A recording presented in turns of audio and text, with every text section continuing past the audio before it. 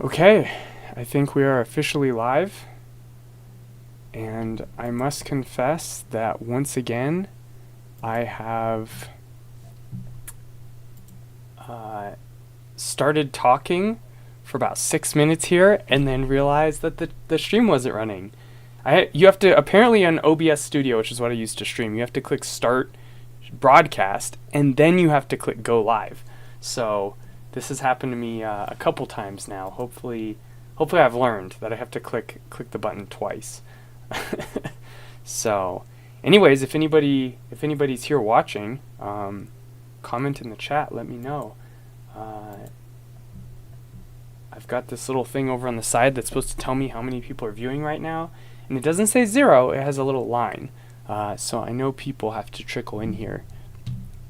But once I know that there's at least one person in the chat, we'll jump into Elder Thaddeus and continue where we left off from last week. So if that's you, if you're the one person watching this stream right now that I would like to presume exists so I don't have to feel bad about myself, yeah, post here in the chat. So let's see. I've spammed a couple places letting people know the stream has started. The Uncompromising Mercy Discord server, my Twitter, my Telegram channel, and I made a new Instagram story. Let's see, what is this? I got a little pop-up that says suggestion. What are you suggestioning to me? I have too high of a bit rate. I don't even know what that means. Is it going to mess something up if I change the bit rate? How do I change the bit rate?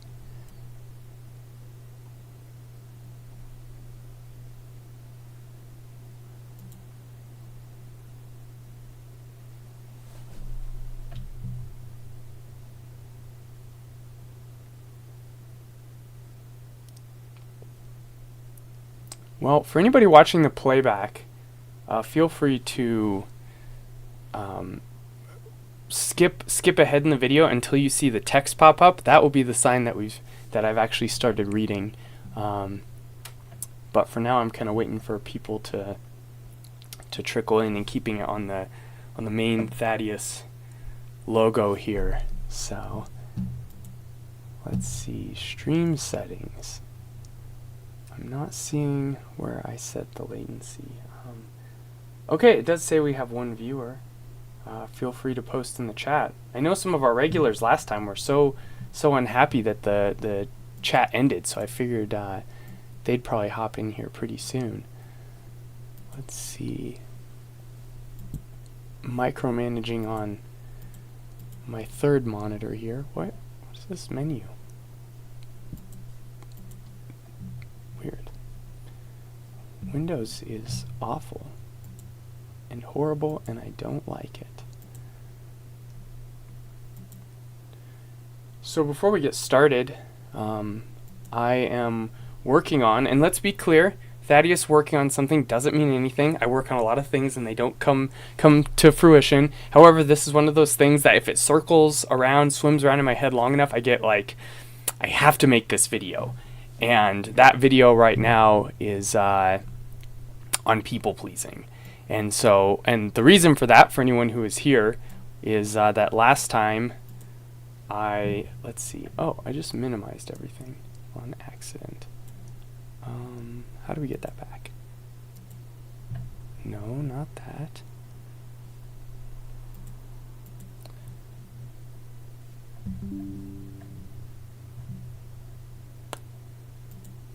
There it is. Okay, cool. That was weird. I don't know why that happened. Okay, let's make the screen at least a little darker. Less reflection in my glasses here. Last stream, I got off on a tangent. Yeah, I'll probably recap a little bit. Clink, if that's how I best would pronounce your username. I'll give a quick recap, and I think that will be more than adequate. And Yeah, last time we talked about a lot of different stuff. I really want to go and put timestamps in my streams because I think it would add a lot of value. The whole stream isn't necessarily worth watching. There's chit chat or the last one I did on Tuesday. At the end, we talked for like 30 minutes about like retro video games and PC gaming and stuff. But I kind of saved that for the end. Like I was making sure I try not to talk about anything that's not like more relevant to spiritual or at least intellectual pursuits. But that was kind of fun at the end. So, but last Thursday, so 2 streams ago, the first stream of Elder Thaddeus, I spent about 30 minutes answering several questions related to people pleasing. And so I actually took the transcript of that, it was like, I'm going to say 25 minutes. About 25 minutes I talked about it and put it in a Google document. And I have some other notes. I have a lot of topics where I'm like, one day I'm going to make a video on this. And I've mentioned some before, but Gabriel, good to see you, man. Welcome. I have lots of if you go on my Google Drive, this is a good thing to know. Some record of this. If ever I pass away, have my family go into my Google Drive. There's a lot of stuff in there. There's lots of notes and outlines I've never used, and some of it's probably garbage. But Ace, good to see you. Yeah. Glad to have you, and feel free to come back. I know if it was me and I came back and watched, everything I watched would be on 2 times speed. Or if you're a very ascetic person, you do 1.5 times speed. But I know not everybody's into that. Some people are a little wiser and not as impatient as I am. If I watch my own videos, it's definitely 2 times speed, when I'm in narcissist mode. But yeah, I spent 25 minutes talking about this last time we did Elder Thaddeus stream. So not Tuesday, but last Thursday. The dream story, I wondered, I was like, is someone going to mention the dream story? Yeah, I'll tell the dream story. Maybe I'll tell it even before we get into Elder Thaddeus here. Maybe we'll read the part of Elder Thaddeus where he condemns people for analyzing dreams. Right after I talk about the one time I analyzed one of my dreams. There was one other time, but it's personal. It's personal. So I interpreted 2 dreams. I don't encourage people to interpret dreams, but it's worth talking about because it shows some of the nuances. So anyways, Gabriel, I was wondering if someone would bring that up, and then boom, right out of the gate, we're getting it. So I'll finish what I'm saying first. I have lots of existing outlines and notes for possibly talking about people pleasing. I've talked about it so many times with clients and friends. I'm a nice person. I have a lot of friends that are like gentle, nice people like me. And yeah, and so it's something that it's on my mind all the time. And I've spent a lot of time thinking about it and my own firsthand wrestling with agreeableness. And so what I want to do is actually make an outline and cover everything.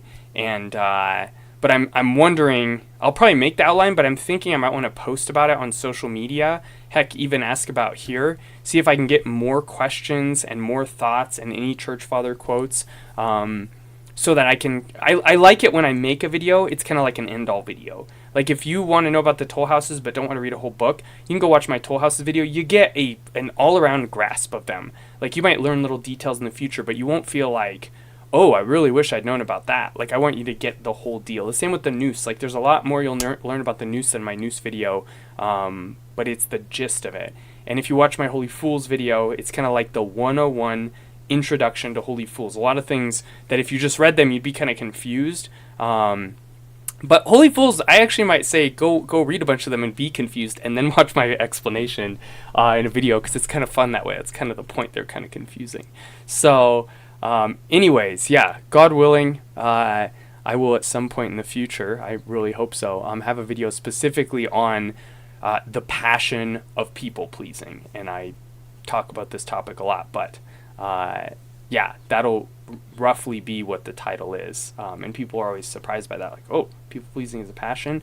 And I will say real quick before I get further into the stream here, people pleasing is sometimes equated with like caring about too much about what people think. It's like an image. There's like a stereotype of it being about image, and that's not what it is at the core. That's definitely connected, and sometimes that's exactly what it is. But there is what I would just call like a force or an energy that some of us are really. There's not. It's hard to come up with the right words for it, but there's like a gravity towards a care about the effect we have on other people. And that's at its core, this is a big part of it, that at its core, that's a good thing. It's called agreeableness in psychology. For those who know the Big Five particularly, like you just have this impulse towards that. And then the thing is that you... Sorry, my mic, anyone let me know if my like sound is loud or anything like that, because I'm looking at OBS and it's saying my mic is like getting in the red, so I'm like moving it away from myself here. But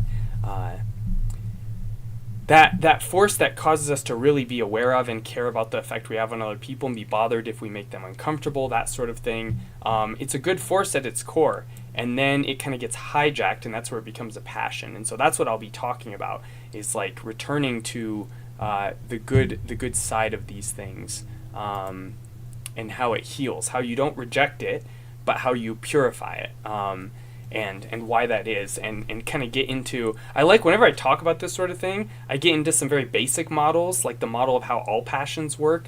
Part of me is like, do I make a video on the passions and then make this video as an application of it? But we'll see how that goes. So anyways, yeah, I would really love to make that. I think there's a lot of content I make where I have my own way I explain things, that's helpful. That's often what, like, there's other resources about the toll houses and whatever, but I think what I have to offer that's like why you should watch my video or somebody else's, like there's priests that make great videos, is I'm good at explaining things and simplifying them, and I'm very aware when I'm speaking who my audience is, and like all the people I've ever had conversations with, which is why I like to wait till I've talked about something with like lots of people, heard their objections, etc., before I make a video about it. And so yeah, that certainly applies here. But anyways, let's see.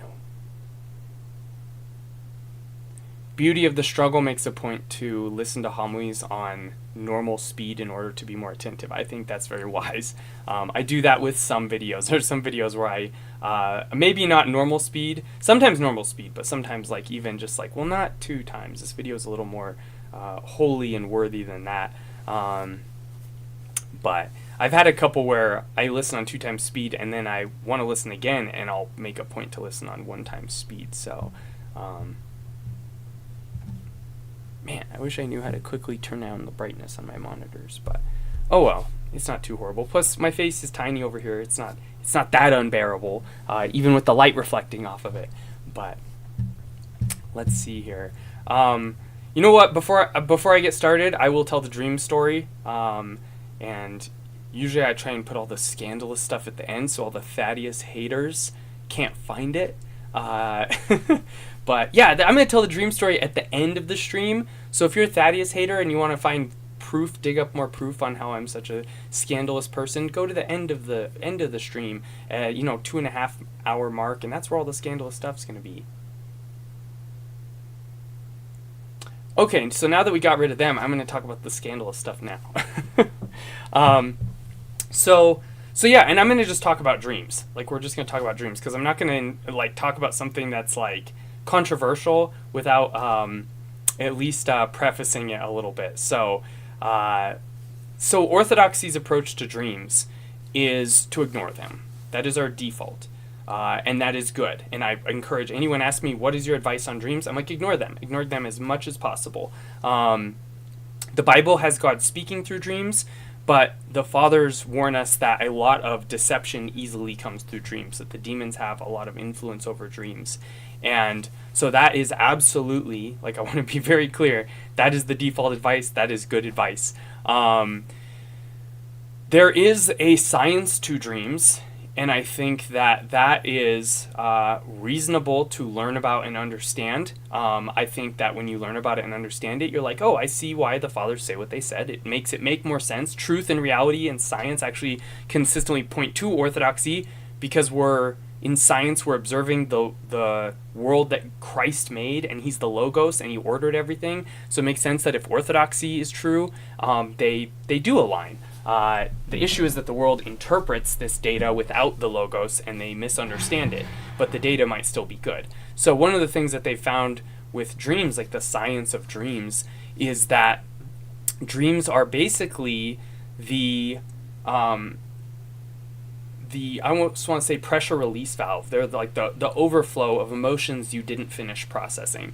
So if you were feeling something throughout the day and it was very intense, you often dream about it. Maybe there was a girl, or maybe you're going through trauma, or maybe it was trauma from your childhood. Like a lot of stuff arises. This is why Jung talks about the subconscious in dreams. The big problem with Jung, first of all, the danger of dreams in that context is that what are your emotions throughout the day? Where there are probably things you're unhappy about, or things you're excited about, or maybe passions, like things that are stirring you that are not healthy. So it means that you're going to possibly be dreaming about things just because you're craving something. And the demons stir our passions. That's one of their goals, is to stir our passions, which is part of why, okay, there's a logical connection there, why they would have effect over our dreams. I think there's a sense in the fathers they can even directly send dreams, but even just on the a scientific demonological level, I don't know what that means, but I do know what that means. I don't think that's a word, but like you can see how if they're like tempting you throughout the day and you're having these tempting thoughts, then you might end up dreaming about the thing you were tempted by. There's also one of the things that's discovered in the research, very simple, is that if you try to remember your dreams, you will remember them more often.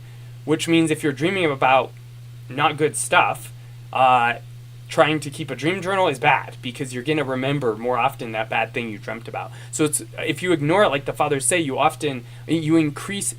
decrease the chances you will even remember the dreams in the first place. Their advice makes total sense. But worse than that, that's already enough. Worse than that is what Jung said. And I talked last time a little bit about Jung. I told people, if you want to hear me do a deeper dive on Jung, Orthodox Warrior, can anyone else confirm I have no audio? Because I've been talking here for about 20 minutes and you're saying I have no audio. And it says I have audio on here. Are you sure it's not on your end? This is a common troll that people do. Not that Orthodox Warrior would do that, but also people say you have no audio to myself and other streamers all the time. Let's see. Okay, everyone else can hear me. Perfect. Okay, no problem. It's like every other stream, someone's like, you have no audio, and then it turns out to be them, with the exception of one time when I had actually turned my mic off and been talking for quite a while, and then someone finally told me. So, no worries. So last time I was talking about Jung a little bit, and I also said that if you go on Mr. Westford's channel, I have a deeper dive into Jung and a lot of psychology. And also, my hope is actually at some point to reread the first chapter of Jung's book on Man and His Symbols, which was kind of like his magnum opus summary of all of his work for the layperson, and then kind of go through it, because there's some stuff that's like, oh, this points to orthodoxy, and other stuff that's like, oh, that's really demonic. And one of those things, this is the most dangerous thing. This is what all the gurus and ancient religions did. This was the main concern of the fathers when they said, don't pay attention to dreams. Like, the stuff I was saying was important, and what they were talking about, like, demons can influence it really easily, but also this even more so, just like drives it home. Jung didn't just say, like, pay attention to your dreams and analyze them. He said your dreams are a guide and a teacher. And yeah, and if it's like, that's like saying whatever you crave and desire is a guide and a teacher. Like, ugh, like, that's not good. And not only that, he had this entity that he regularly saw, that he saw as like a manifestation of his subconscious. I think any Orthodox saint, and I would certainly say it was a demon. Like, he had a demon that was contacting him through his dreams, and he even drew pictures of him, and he looks like literally like a Satan dude, like creepy beard person, almost like a Satanist or something, with wings. And I'm just like, this is literally, like, I couldn't have, if someone was like, draw like a demonic deceptive angel, I couldn't have come up with something better than this. Like, I saw a picture of him, I was like, that's creepy. That's like exactly what I imagine an evil angel would look like if it appeared in my dreams and tried to guide me. So, Henry Huge, welcome Bailey's Story. Some people, I don't know if you've watched my streams before, or if I know you from somewhere and just don't recognize you guys, but regardless, I don't recognize you guys from the chat on my stream, so welcome. Yeah, so that's the two big concerns about dreams is they are easily influenced during the day and while dreaming by demons, but also especially if you use them as a guide. So the last thing we should be doing is looking at our dreams and thinking that they are like some sort of guide for us. However, and don't I'm gonna say, like, I feel comfortable talking about this. Don't go take this as like permission. If you have dreams, you can talk to your priest. Like, that's a good idea if they're bothering you. I have in my coaching some clients who will say, I have a recurring dream. I have this dream over and over. Can I ask you about it? And I inside say, Lord, have mercy on me, like, protect me and this person. And I say, yes. Like, I mean, it's something you're going through. Like, if you have tempting thoughts, like, I have a blessing for my priest to talk to people about that stuff. And even my guy friends will talk about temptations. I'll talk about my temptations to them. Like, that's good. This is a good thing in Orthodoxy, but we're cautious about it. We're careful. So anyways, I'll say, yeah, talk to me about your dream. And if I'll usually say, if it's something you can ignore it. But if it's like recurring and it's bothering you and you feel like you need to talk about it, like, you can talk about it with me.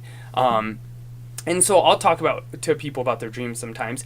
And usually a vast majority of the time, it does make sense as that first thing, that very scientific view I said. It's like, okay, you're like craving something and so you're dreaming about it.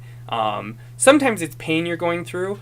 Sometimes it is like something that you should stop doing. Like, if there's anything that you could possibly learn from the fact that you're having a dream, like if you're doing a sin and then you're having nightmares, it's like, okay, I think that's a little safe to interpret that, like, you're having that dream because you're doing sins, like that sort of thing. That's kind of reasonable. So, anyways, now that I've said all that prefacing, I'm going to talk about one dream of my own that I did interpret.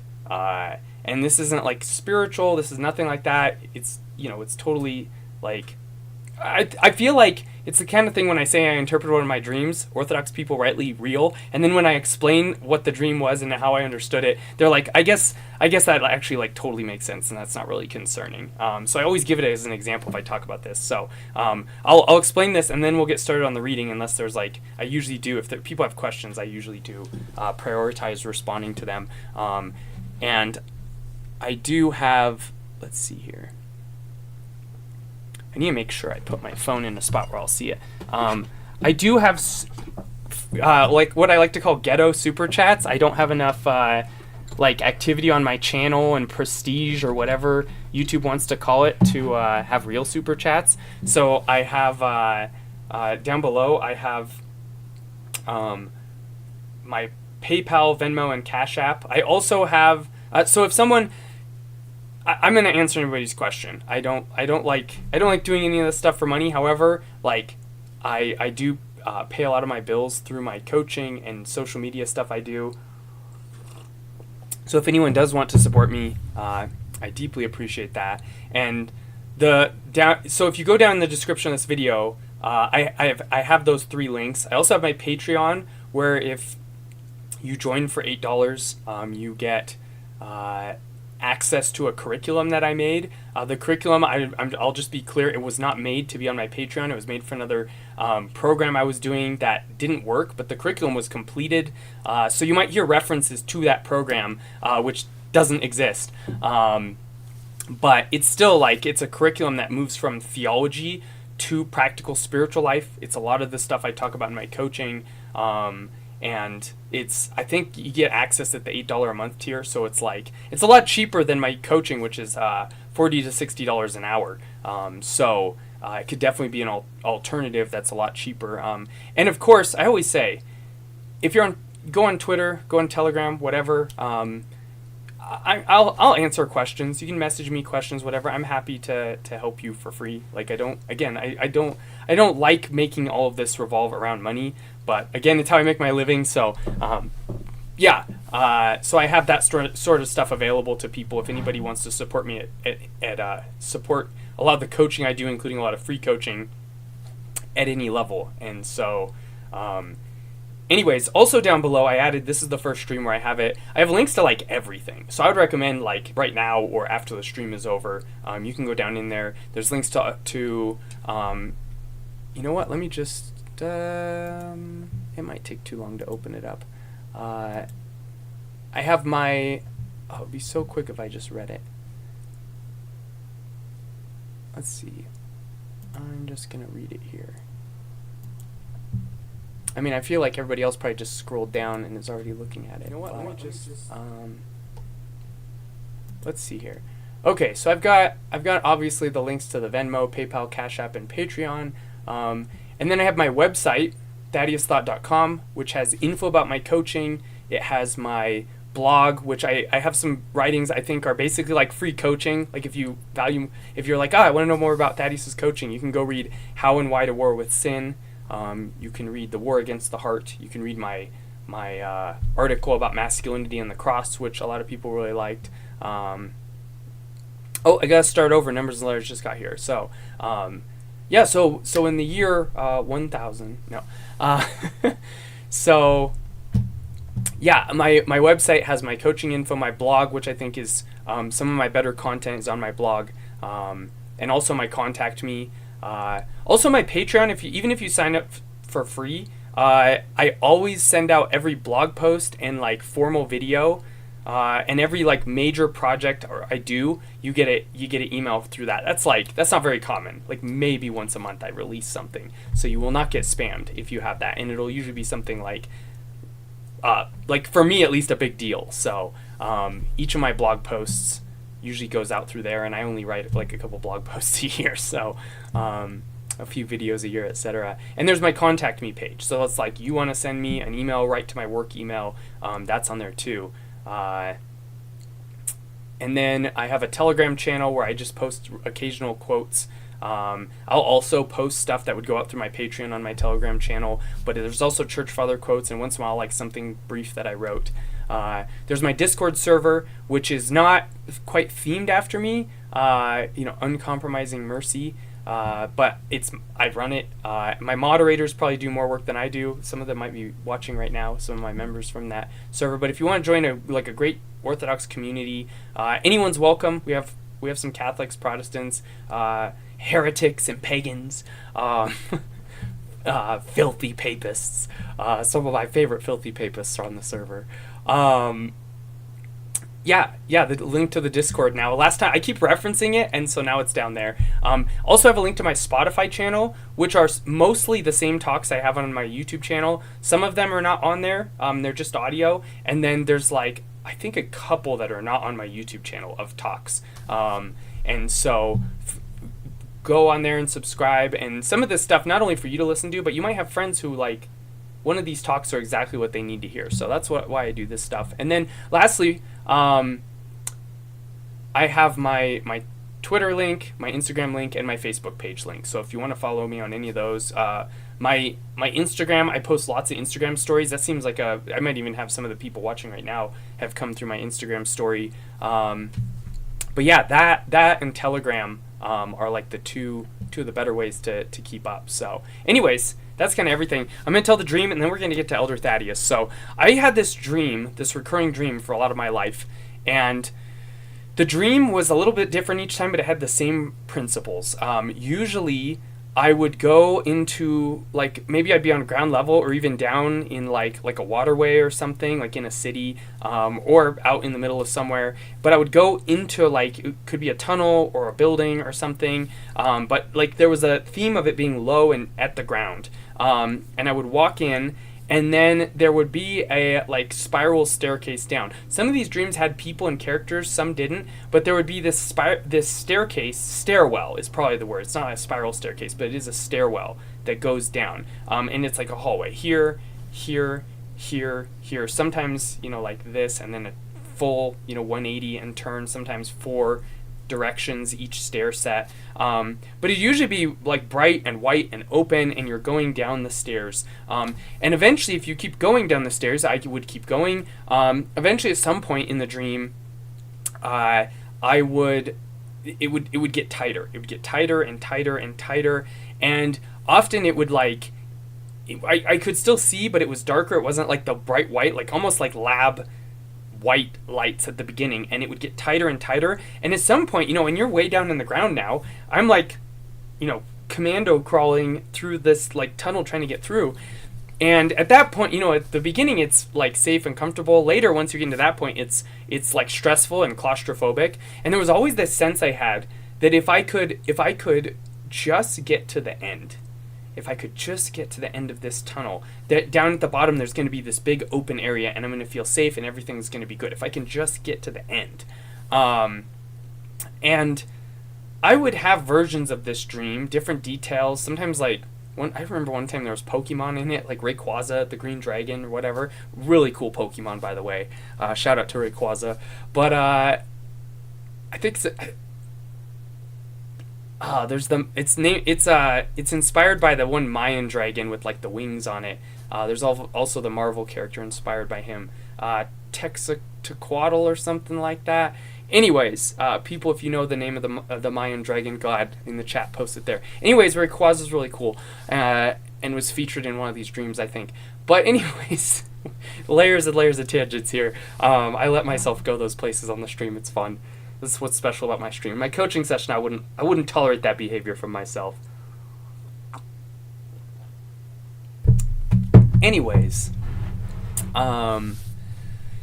yeah, so I would have these recurring dreams every so often, and they would happen on and off over the years, and they were stressful. Like I would wake up not feeling overall negative.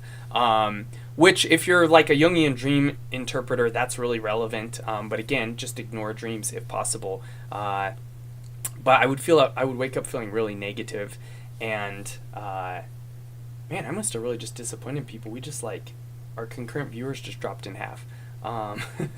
Oops. Well, anyways, I would have this dream, and it was like 7, 8, 9 years ago. It was early on in Orthodoxy, so I still was like, I wasn't ready to ignore dreams, but it was also one of those ones that would come back and bother me. But it suddenly hit me. It suddenly hit me that I had this dream at one point, and I suddenly made a connection with it, that something I was experiencing in real life was feeling the same way that the dream did. And that goes back to like the science of, you know, it's often just you processing. I told one of my friends, they were like, should I really ignore it? And I'm like, yeah, dreams are like the trash bin. Like, it's just, I couldn't take out the trash until I faced what was going on. Like, normally you just throw stuff in the trash, you never think about it, you haul it out. Like, ignore your dreams. It's the parallel. But sometimes, like, something's going wrong in the trash can, the bag tore, the garbage can's broken, something fell, you know, underneath the plastic bag. And that's what it's kind of like when you have a dream. You can't just, like, it's pervasive and bothersome. So that's what this dream was it was like I had to look at the garbage and smell it and stuff, and it was really gross. But I noticed that what was happening in real life was I was going through one of my times of doubt, where I was questioning not only orthodoxy but everything. Like, I've always been like this, where I like just I'm one of those people that once in a while I was like, is reality like fake? Am I hallucinating? You know, am I one of my favorites it's kind of funny is like, what if I'm mentally handicapped?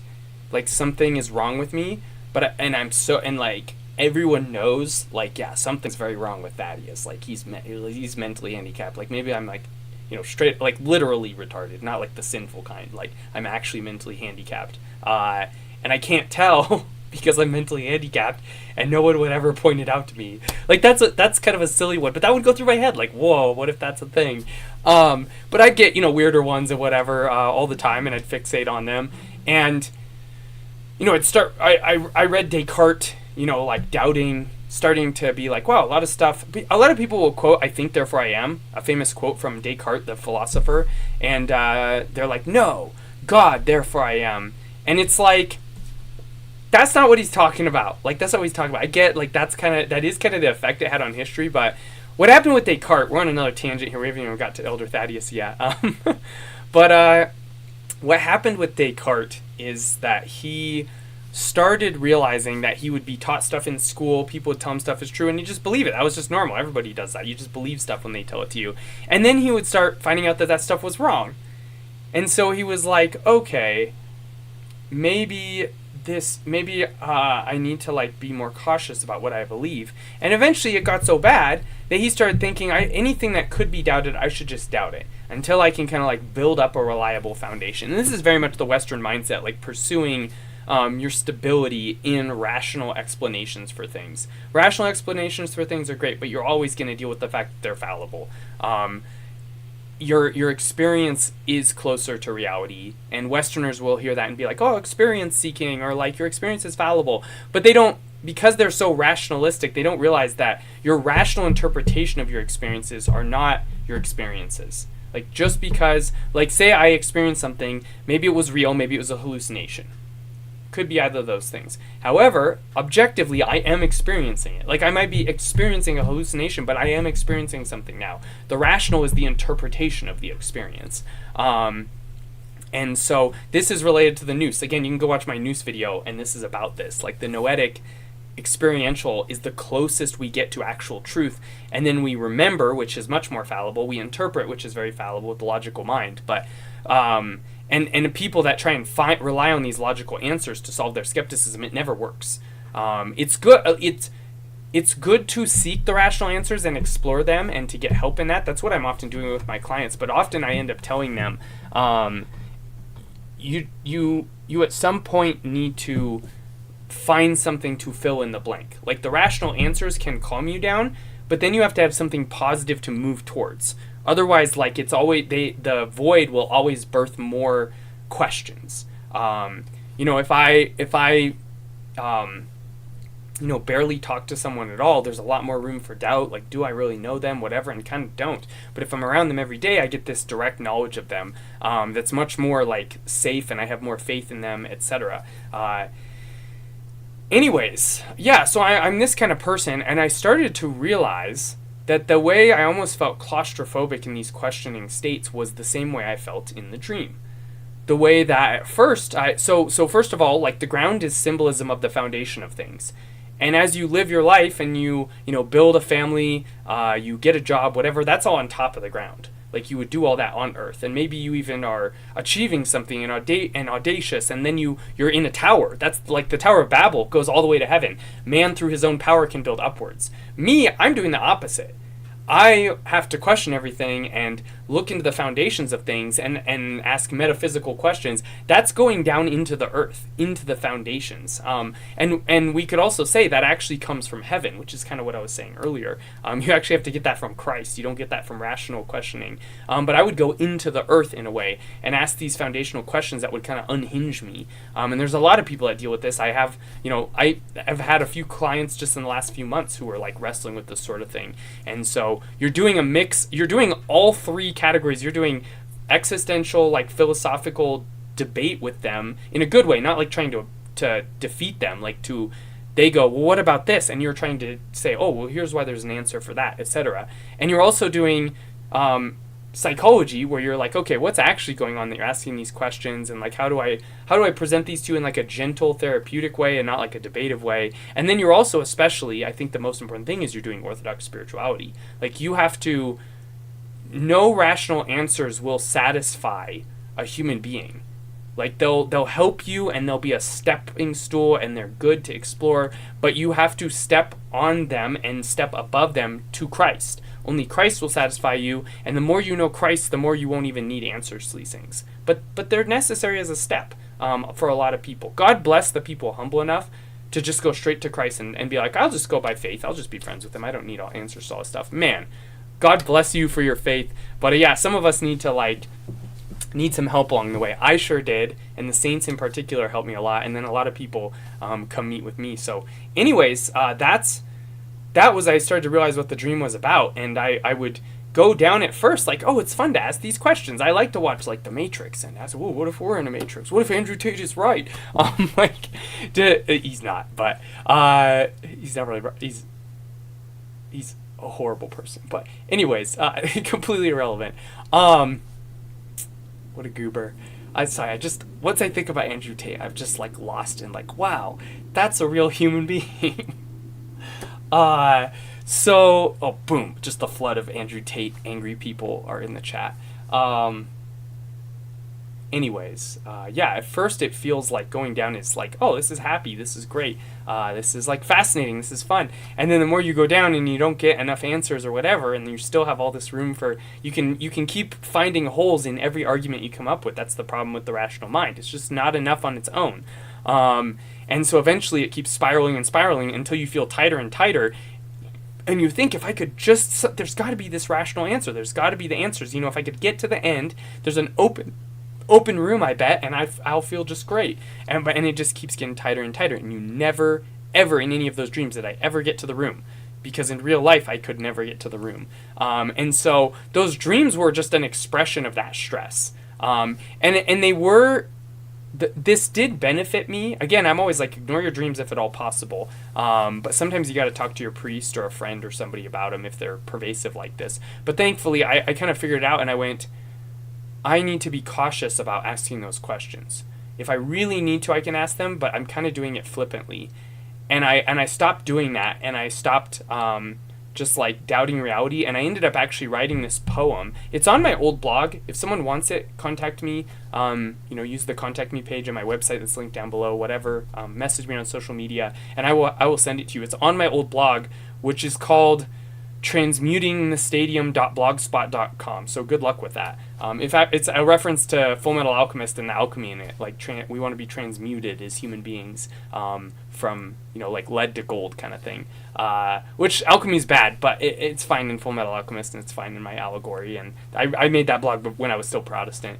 But I have this old poem that I wrote on there, this piece of prose that was like to help me when I was like mentally unwell. Like I was starting to ask all these questions and spiral, and the whole thing is like me writing it all out, or at least some basic examples, because there's so much. I think of so many crazy psychotic things, and the demons probably had a big say in it, but I write a lot of it out, like these crazy things that I was thinking, and deeper down, and how horrible and hopeless it feels.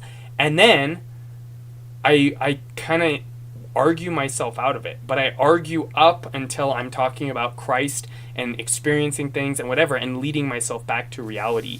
And so it's it was something I had to read once in a while to calm myself down. But after doing some of this, after interpreting the dream and writing this poem and some other stuff I did, I've never had that dream again.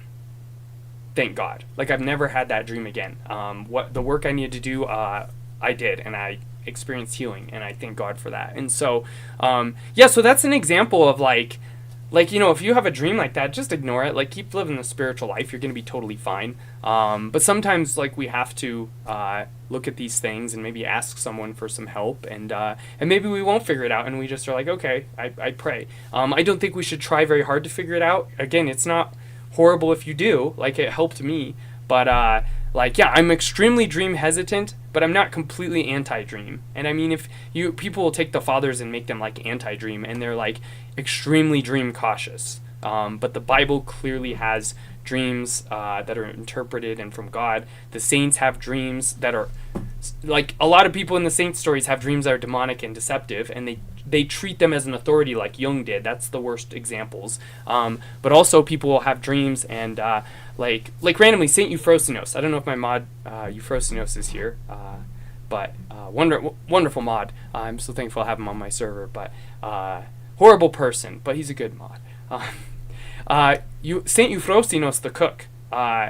His abbot had a dream one time about this garden, and he was walking through the garden, and all of a sudden he sees the monk who is the cook of the monastery, who no one really knows. He's kind of quiet and he just cooks stuff. They see him, and or the abbot sees him and realizes he's like plucking these like golden apples and like this is like his garden. And he realizes this monk is like very holy and has practiced an extreme asceticism and is like basically a saint. And he's been at our monastery just as like he's just the cook. Nobody had any idea that the cook was like this saint. And Saint Euphrosino sees him and freaks out and is like, "Why are you here?" And the next morning, the abbot goes to find him, and he's ran away from the monastery because he's so humble. He does not like that the abbot saw him. But God wanted to, because he was actually holy and a saint, wanted to show him off and gave the abbot this dream. So we can't be 100% dream negative as Orthodox Christians. It would just not make sense. But I would say 95%. I'm just making up a number, but we're like 95% dream negative. If you can ignore them, ignore them. Don't keep a dream journal. But if you have one that's really pervasive, you can talk to somebody about it, especially, like your priest or something. So, and like I said, some people talk to me about them, and, I'm very cautious when they tell me a dream. But yeah, I wouldn't say I think I've interpreted anybody's dreams, but, yeah, anyways, Gabriel asks, why is alchemy bad?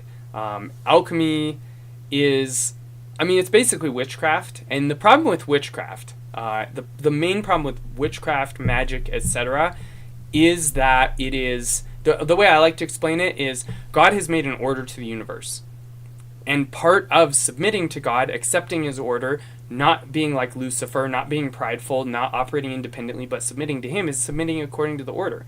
So if we can help people, we help people, but we don't help people by doing something evil, like stealing from one person to give to another, like that sort of thing. We operate within God's laws, but if there's a way we can acquire something that is righteous, in a righteous way, and give it to people, we do that. Well, witchcraft is like directly trying to reach behind the curtains and pull God's levers, like the Wizard of Oz, like reach behind the curtains and be like, yeah, these are my levers now. Like, God doesn't know what he's doing. I need to break the rules of creation. And so, like you see in, I think it's 2 Samuel, you see, it might be one of the other books from that era, but it's the time of Saul and King David and stuff, and Samuel, and Samuel has since passed, and Saul wants his advice. So he goes to the Witch of Endor, different Endor than the one the Ewoks are on, but he goes to the Witch of Endor and asks her to resurrect Samuel, and she proceeds to, and it doesn't say that it was demonic deception. Somehow she actually comes in contact with Samuel and Saul talk, and Samuel basically says, don't do this again. This is very bad. Which is it's very funny that it's like, it worked, and he said, don't ever do this again. And so, yeah, like, we don't mess with that stuff, even if it works. It's not because it doesn't work, it's because it does sometimes.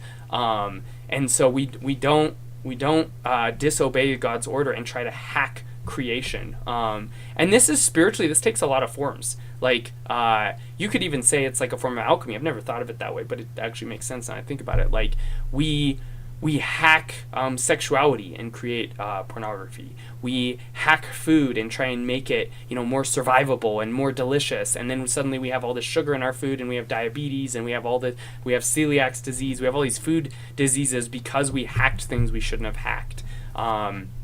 When we try and break creation. And so I sometimes think of it, this might sound silly to people, but I think it's actually an excellent allegory. There's different ways, depending on what Star Wars canon you're looking at, how they explain the like Jedi and Sith, but I think the main explanation is that the Jedi do the will of the Force. They try and adapt, they try and conform themselves to the Force, this like beautiful guiding principle throughout the universe, which it's like depersonalized with, there's a couple Star Wars lore that I know of. I'm not a Star Wars expert, but I've looked into this because this theme was interesting to me. There's a couple times where the Force is actually personified, like it talks to people. I don't know if that's canonical or whatever, but I think it's a fascinating idea because it's a little Christ-like there. It's the Logos.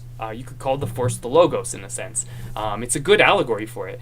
But what do the Sith do? The Sith try and wield the Force. They try and make the Force do what they want. And so I think there's a really good parallel there between like humility and pride.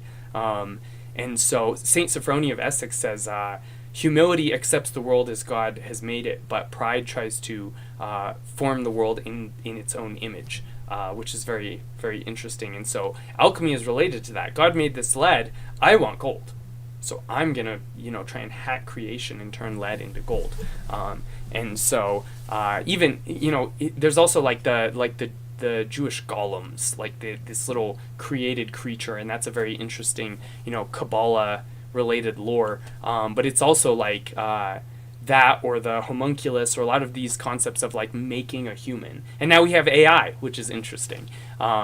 But yeah, like that's like the general theme and problem of witchcraft is that. This is also why I don't have a huge problem with like Harry Potter. Some people are worried about it, and if if a priest says stay away from Harry Potter, listen to your priest. But it's Harry Potter is based on real witchcraft. Like it is, like directly based on real witchcraft, which is very fair. And no one should be trying to do the stuff that's in Harry Potter, of course. Like absolutely not. However, imagining a world where physics works different, and that difference looks like the stuff in Harry Potter, there's nothing inherently wrong with that. Like I could tell a story that's like a completely orthodox story and a spiritual allegory where people can fly. People can't fly in real life. Cool. That doesn't matter. That's not sinful or anything. St. Paisios imagined, like, what if the judgment filled up? Like, what if it was a theoretical and an allegory to make a spiritual point? But he's like, what if the Christ came out at the last judgment and said there'd be no more judgments? And then he describes how the people would react. It's like, well, that's impossible. That's not what God did. That's a world that God didn't create.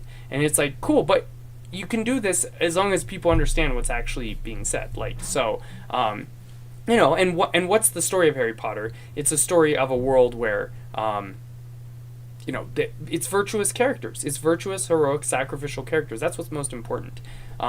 Characters that have to lean on each other. That's very Trinitarian. That's very Orthodox, like leaning on other people, not on yourself. And so, obviously, it's not like Harry Potter's Orthodox or something like that. But any stories that have these themes, this is a good redeemable theme. So, the worst theme is not that your story had people like flying on broomsticks. The worst theme, I would argue the most dangerous theme, is find the power within and love yourself. Those are the most demonic, dangerous things. You matter the most. Focus on yourself. Love yourself. The power comes from within. That's actually the most dangerous theme, I would argue. So I love Avatar: The Last Airbender, but if ever my kids watch it, I'm gonna like jump in on the one episode where there's an episode where like he finally finds an airbender, like an airbending teacher who teaches him like inner stillness. I don't think he's actually an airbender, but he knows like the spiritual traditions of airbenders, and he teaches him like this whole find the power within. And I'll be like the parent who's like, oh, don't watch Harry Potter. I'm gonna jump in and be like, kids, don't listen to that. Like, I let you watch this show, but that's from the devil. So anyways, we're off on we're not off on that far of a tangent. I forgot I was answering a question. But yeah, so we try and submit to the laws of the universe and the laws that God created, and that's really important. So, let's see. I'm gonna answer this respond to this last comment here, and then we'll get reading, since we're like an hour into the stream already, and we haven't started my dear elder Thaddeus here. So, Numbers and Letters says, I was amazed when I found out you weren't supposed to imagine anything during the Jesus prayer. My mind's eye is working every waking second. Yes. Yeah, and I don't know Numbers and Letters if you watched the stream last Thursday. I can't remember if you were here for that, but I talked about that. Like, I talked about imaginative prayer. Probably, I actually remember the timestamp. It's like an hour and 34 minutes in. So if anyone is like, oh, what? I want to learn about that. You can go to like an hour and 35 minutes in. I think that's almost exactly where I talked about it in the stream, the Elder Thaddeus stream number 1. So that was last Thursday. Anyways, so let's get started reading Elder Thaddeus here, since we're already an hour into what's usually a 3-hour stream. So yeah, last time we talked about his childhood, and he was like basically very sick, very miserable, and he was very lonely. He was forced to eat foods that made him sick.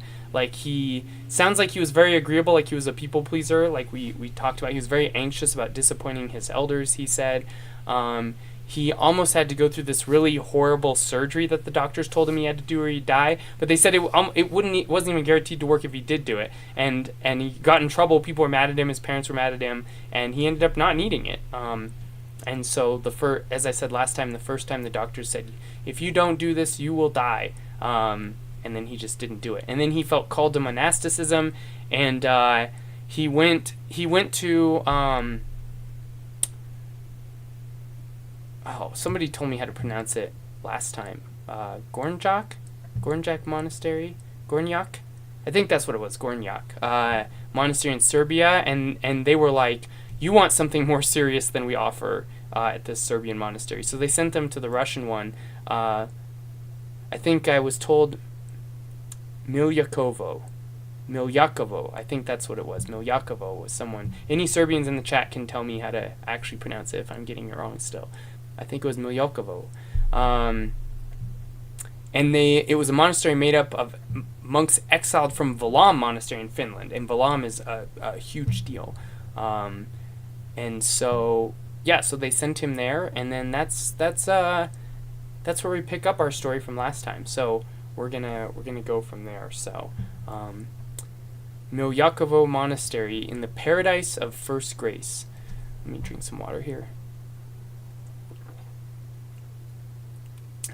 Don't read without me. I shouldn't have had this on screen. I'm gonna read it. Just stop reading. Utter rebellion. Miljakovo Monastery. I'm kind of like, when you don't know exactly how to pronounce, like you kind of like mumble it. Klaatu Barada. Evil Dead / Day the Earth Stood Still reference for you there. Miljakovo Monastery was at the time home to Russian monastics, many of whom had come to Serbia from the well-known monastery of Valam, persecuted by their own kin. This was when the Bolsheviks kicked him out of one of the most famous and legendary monasteries of Russia. It was very evil, but at least they didn't kill all of them. They killed some of them, Lord have mercy. Similar persecutions happened at Optina. If you follow the lineage of the Optina elders, Elder Ambrose of Optina, St. Ambrose, one of the last Optina elders, I talked about this a little last time, but he hid Elder Ambrose of Milkovo under his floorboards. And Elder Ambrose of Milkovo, we're about to talk about in this story, he was Elder Thaddeus' first elder. So Elder Thaddeus has this connection through this monastery to Elder Ambrose, who was there at Miljakovo. I said Milkovo again, Miljakovo. I need to get used to saying Elder Ambrose of Miljakovo. And he was connected to the Optina elders, and the Optina elders have this beautiful lineage. You can always... obviously AI sucks, but I mean, it's kind of easy and nice. I actually asked Grok, ask Grok, asked it like the history of Valam and the history of Optina, because it summed up just really briefly like the basic stuff I'd want to know. So I always say using AI as a search engine, as long as you double check stuff, if you're like using it in a debate, especially if it's a church father quote, you need to go check the source before you cite it, because it makes up church father quotes.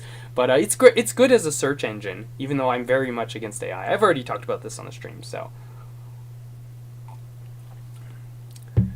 in 1918, the Valam Islands, the Mount Athos of the North, as they were called, were annexed from Russia and became a part of Finland. Valam Monastery thus fell under the jurisdiction of the Finnish Orthodox Church, which would accept the new calendar in 1921. After a great struggle in 1925, the Finnish church authorities forced Valam Monastery to accept the new calendar. Most of the monks faithful to the church calendar of the Russian Orthodox Church were banished from the monastery between 1925 and 1927. Okay, it sounds like they weren't killed, as I understand it. This was, a different kind of persecution, and that's a tough one. The calendar one is always a tough one. Anybody that's like cheap, quick, easy answer, I think is not being fair with it. It's a tough one. Part of why it's tough is because the people that were pushing the calendar, a lot of them were ecumenists. It doesn't make it right or wrong. Like I have a real pet peeve with people who are like, bad people said this or did this, so it's bad. And it's like, you don't know that for sure. Like that's not actually true. If you do that, the devil can trick you really easy, because he can have a liar say a truth, and then you reject the truth because it came out of a liar's mouth. So it's complicated. But it is right if you're suspicious because of that. If a lying bad person, and you know they're bad and dangerous, says something, you are rightly suspicious. So that's kind of the middle ground. So I understand the old calendarists being like why are we changing this? It doesn't matter. And personally, I don't think it actually does matter. I think actually I heard Father Paul say, my priest, Father Paul Trubenbach here in Salt Lake City. He said this in one of his videos recently. I was like, oh, that's the right answer. If it was changed, it should have been changed by a council, and it wasn't. That's the real big problem. It should have been left alone, and then if people wanted to change it, they should have called a council, and if the Holy Spirit wanted it to change, it would have been changed by a council. What we have is actually worse than either it changing or not changing. We have mixed. Thank God we celebrate Lent together. The new calendar goes back on the old calendar. But it's still it actually was just like the worst possible thing to split it up like this. So Lord have mercy. But I can't judge people one way or the other for either position on the calendar. I think it's better to just let it humble us from the difficulty of it. So, and God willing, if there's ever like a council anytime soon, this is one of the things they're probably going to hash out. So, I would rather new calendar or old calendar more than what we have currently, for sure. By divine providence, many of the monks came to Serbia, were accepted by the church and given a place in Serbian monasteries. A number of the monks came to Miljakovo Monastery. Miljakovo Monastery Brotherhood during Father Ambrose, that's the young elder, Elder Thaddeus' elder, as I was talking about, he's right here. During his abbacies. So, he was the abbot for a while. At center is Metropolitan Anthony Krapovitsky. Last time I already talked about this, but I have a book on hearing confessions, which is not one I would recommend without a blessing. But my priest told me, it's very short, but my priest told me I should read it because it's applicable to my coaching, and it is. It was really good. I actually, if you're curious about it, I recorded a video that I do think would be appropriate on doubt. And it's all based on 5 pages from that booklet. It's like 2 chapters that are total 5 or 7 pages. And they inspired a whole video talking about doubt. If you struggle with doubt, if you know someone that struggles with doubt, an orthodox approach to doubt, this is my end-all video on that. But anyways, Metropolitan Anthony Krapovitsky was kind of the inspiration for that. And so I didn't even know at the time that I read that and made that video until later I came and was rereading Elder Thaddeus and saw this and was like, he was friends with Elder Ambrose of Miljakovo, and they were both connected to Elder Thaddeus. The Orthodoxy is such a beautiful small world. So, where's Elder Ambrose? I thought we already went by it, but where is he? There he is. Schema Archimandrite Ambrose. There he is. I love that guy. There's a little booklet on his life. I actually have a bunch of copies of them because I got them from a clearance sale. But there's a little booklet on his life that's really, really beautiful. It's really short. I mean, it's no Elder Thaddeus story. It doesn't have a bunch of teachings in it or whatever, but it was really good, and it was a joy for me, being an Elder Thaddeus stan, to get to read this little booklet that's the life of his elder. So, anyways, their spiritual father at the monastery was Schema Archimandrite Ambrose Kurganov, probably, who reposed in 1933, a spiritual child of the Optina elders. Like I said, St. Ambrose of Optina, one of the last ones, hid him under the floorboards when the Bolsheviks were coming. He also had a bullet wound all of his life that caused him a ton of pain, so he was a good elder for Elder Thaddeus, who had his own pains. These monks brought with them the hesychastic spirit of Cenobitic monasticism that Valam had shared in common with Optina. The Miljakovo monastery adhered to the strict Valam typicon, and the services were typically Russian. I think that means in Russian, but they might have been in Serbian, but they mean this part, often lasting for many hours. They were certainly Russian in that way. The monks obeyed a rigorous fasting rule, Russian, and the cell prayer rules were long and tiring, Russian. The Holy Liturgy was served daily, Russian. Throughout his entire life as a hieromonk, Father Thaddeus strove to fulfill the Valam prayer rule and to serve the Holy Liturgy every day, even when he was very ill. He often repeated the words of St. John of Kronstadt, "When I am not serving the Holy Liturgy, I feel as though I am dying." Many years later, Father Thaddeus would recount his arrival at the monastery. At the gate of Laypeople Monastery, I saw a young novice and asked him if the abbot was there. He was. The young novice agreed to take me to him. The abbot had rolled up his robe and was treading mud mixed with chaff with his bare feet. He looked at me and said, "So, you want to be a monk, do you?" I said I did. "Good," he said. "I'm building a banya for the brethren." Apparently we don't get footnotes in this. That's unfortunate. Yeah, if anybody knows what a banya is, post in the chat. I don't think it's I think of baño, which is bathroom in Spanish, but I don't think it's a bathroom. It might have been like I almost feel like, if I remember right, it was like a sauna or a steam house or something, but I can't remember. Anyways, Elder Thaddeus said, "He instructed the novice to take me to the refectory and to give me some food. Give him a cell, too, so that he can rest. There will be a vigil tonight. This young man is not used to our long vigils." The vigil was indeed very long. It began at 6 and ended at 11 o'clock. They served the Holy Liturgy and the full cycle of prayers every day. After a week had gone by, the abbot called me to him and asked me, "Do you like it here? Would you like to stay?" I answered that I very much wanted to stay. "Good," said the abbot. "I have already talked to Father Paul." Father Paul was from Bosnia, an elderly monk about 70 years old. He had lived in America for many years, and when he returned to Serbia, he originally became a monk at Gornjak Monastery. Father Paul takes care of the vineyards. Near the vineyard there is a small house. That is where he sleeps. You will take care of the vineyard now, and Father Paul will come down to the monastery to help the brethren. He is an experienced monk. And so I stayed at Laypeople Monastery. Numbers and Letters has confirmed it is a sauna. Okay, I'm glad I remembered that.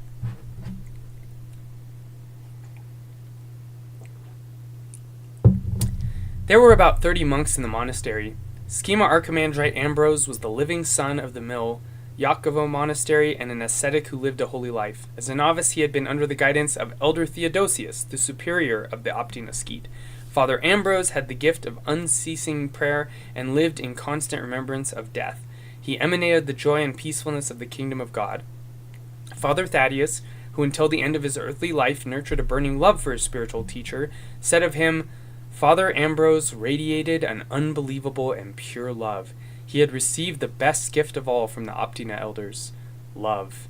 He never became angry with any of his monks or novices and never uttered a sharp word to them. He bore everything with patience and forgave everyone. He placed all of his cares and burdens at the feet of the Lord and confided all his sorrows only to him. He strove to pass all of this on to the brotherhood of his monastery, and many of them learned how to nurture and apply this all-encompassing and passionless love in their everyday lives." I don't know about you, but that really gets me. That's beautiful. That's incredible. That's the only reason to be Orthodox, like to pursue that, to acquire that.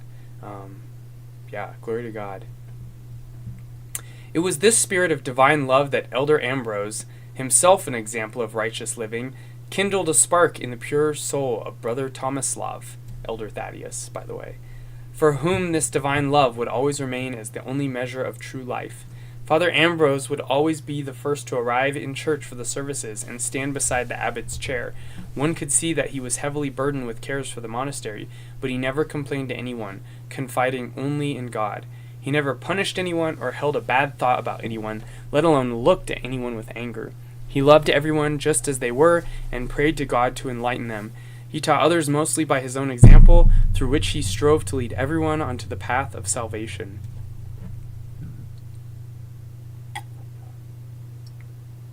The first days at the monastery were one of the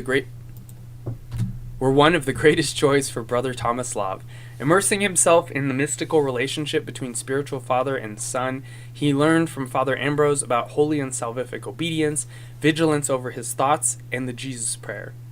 Father Ambrose said to me, "Whatever you do, always silently repeat these words: Lord Jesus Christ, Son of God, have mercy on me, a sinner." I was a young lad, and I obeyed him with all my heart. Each night I would confess before my spiritual father and tell him what was happening within my soul, and he would counsel me. The novice, believing that he only had 5 years left to live, gave himself completely over to the prayer of the heart. In a very short while, because of my complete surrender to the will of God and sincere longing for him, I was enlightened by the grace of God, which created an indescribable feeling of joy and peace. I listened to my heart, and inside it I heard the words, Lord Jesus Christ, Son of God, have mercy on me, a sinner. I tried to remember certain events from the past, and I could not. All my thoughts were at peace, and a feeling of ineffable joy and longing reigned in my entire being. Such is the state of the angels and the saints, a state of complete and perfect grace. Only those who have experienced the gift of grace understand the state of the angels and the saints, who are led by the Holy Spirit. Thus Tomislav became the humble receptacle of the hesychastic spirit of the Church, adorned by the fragrant blossom of the prayer of the heart. Later, Father Thaddeus would repeatedly tell his spiritual children about gratuitous grace as a priceless gift from God through which God guides us in our spiritual life. In the beginning, showing us the goal of our life, deification in Christ within the Church, and in times of sorrow and suffering, giving us strength and comfort. Being inexperienced in the spiritual life, Brother Tomislav thought that all monks possessed this God-bestowed gratuitous grace, and it was only much later that he understood that God's love had made him worthy of a great and undeserved gift, preparing him for the Golgotha of his future service as an abbot and a spiritual father to many. I thought that all monastics, priests, and bishops had the gift of gratuitous grace, and, would you believe it? I have spent so many years now among monks and priests, and I have only met one monk who had this gift. Only one. However, among lay people who live with their families, I've encountered many individuals who have received this gift of grace. Wow, let that one sink in. Let that sink in the words of Elon of X. Let that sink in. Elder Thaddeus says he had this gift and he didn't even realize it wasn't normal, and then later he met one other monk, at the time at least that this was said, but he said, I knew many lay people who had this gift. That's not how we think. That's not how we think. We think, oh, the monks are going to do this crazy thing, and the saints and us lay people, what can we do? But yeah, there's a way. Now, to be fair, this is probably partially because there's a lot more lay people than monks. I'm going to guess that, just kind of speculating here. But still, it drives home the point that, thanking God in our crosses, accepting our illnesses and people criticizing us and all this stuff that is what the saints are constantly trying so hard to get us to grasp and to lean into. It takes time, and it's a process and a habit to build and learn, but it's one of the most important things I think we can learn in Orthodoxy is to make a point that, as I always say, any time you don't like something, whether it's physical pain, whether it's rejection from other people, insults, betrayals, and even if it's the shame and pain of your own sins that you rightly deserve, even then, say, glory to God in all things, use this, Lord, to soften my heart so that I can experience more of your grace, so I can give more of the love you give me back to you, and so I can give this love to everyone. Exactly the kind of things that he's talking about here, and he'll talk about for the rest of the books, and rest of the book. And if you read other saints, you're going to pick up, this is kind of one of the main things they're urging. St. Paul urges us in the scriptures. Job urges us towards this. It's over and over and over again.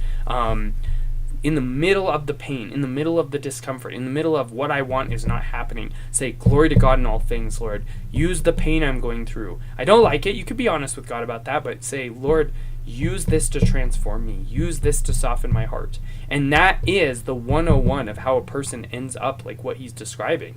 Most people, including myself, are whiners and complainers. I'm still not accepted the things God sends me. Sometimes I do this, and it makes it long term, it grows me tremendously, but I still whine and complain. God, I want this. God, I prefer my pleasure. I prefer to play video games all the time, and do stupid stuff, snack too much. I'm definitely a glutton. Anyways, I don't need to tempt anyone else by airing all my sins. Sometimes it's good to publicly be like, yeah, I make this mistake. Sometimes it's not good to. There's a reason that they'll say, if you write your sins down on a note for confession, burn the note afterwards.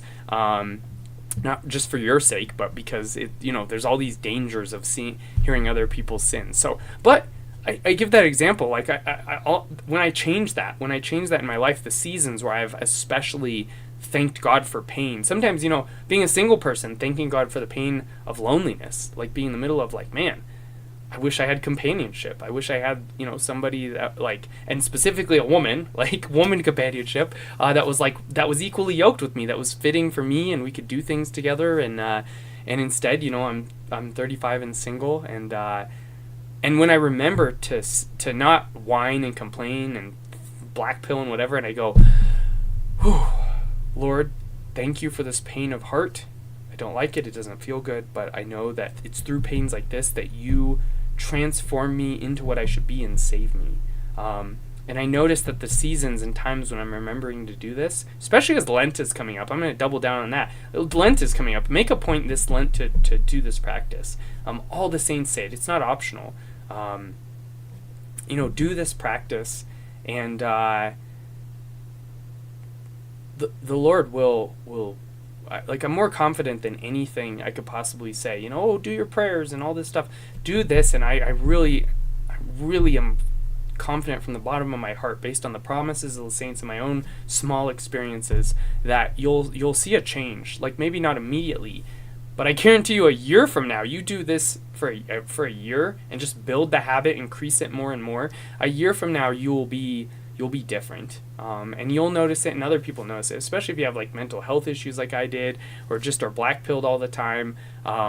You do this, and you get your mind like off of yourself and onto thankfulness, and also onto other people and onto God. Like, you'll change. This is how this happened, what he's describing. So it's lay people that do this diligently, especially amidst incredible difficulties, that experience this grace that is so good that they're actually thankful for the difficult things that happened, which is wild, because I've been through horrible stuff that's hard to imagine being thankful for, and slowly over the years I've actually grown thankful for it. So anyways, that's just powerful to hear him say, I've only met one monk who had divine grace, but I've met many lay people who live with their families. Like, wow. Yeah, because the pain of being in a family and being in the world, losing your job, losing people that you love, horrible abuse that people face, like, it is just like the asceticism of the monastery. It's just a different way that God crucifies your will. So yeah, if there's anything I've said tonight, like,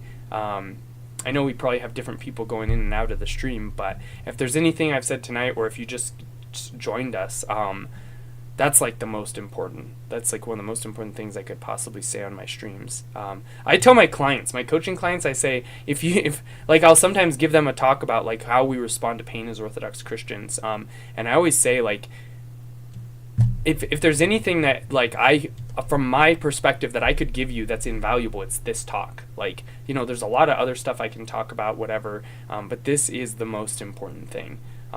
So anyways, yeah.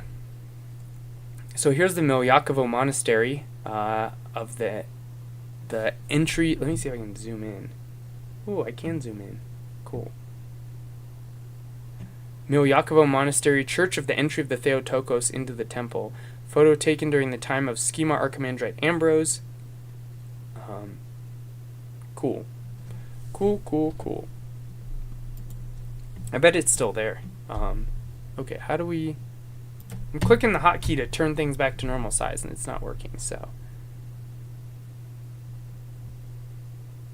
Okay, I think that's the right size. Anyways.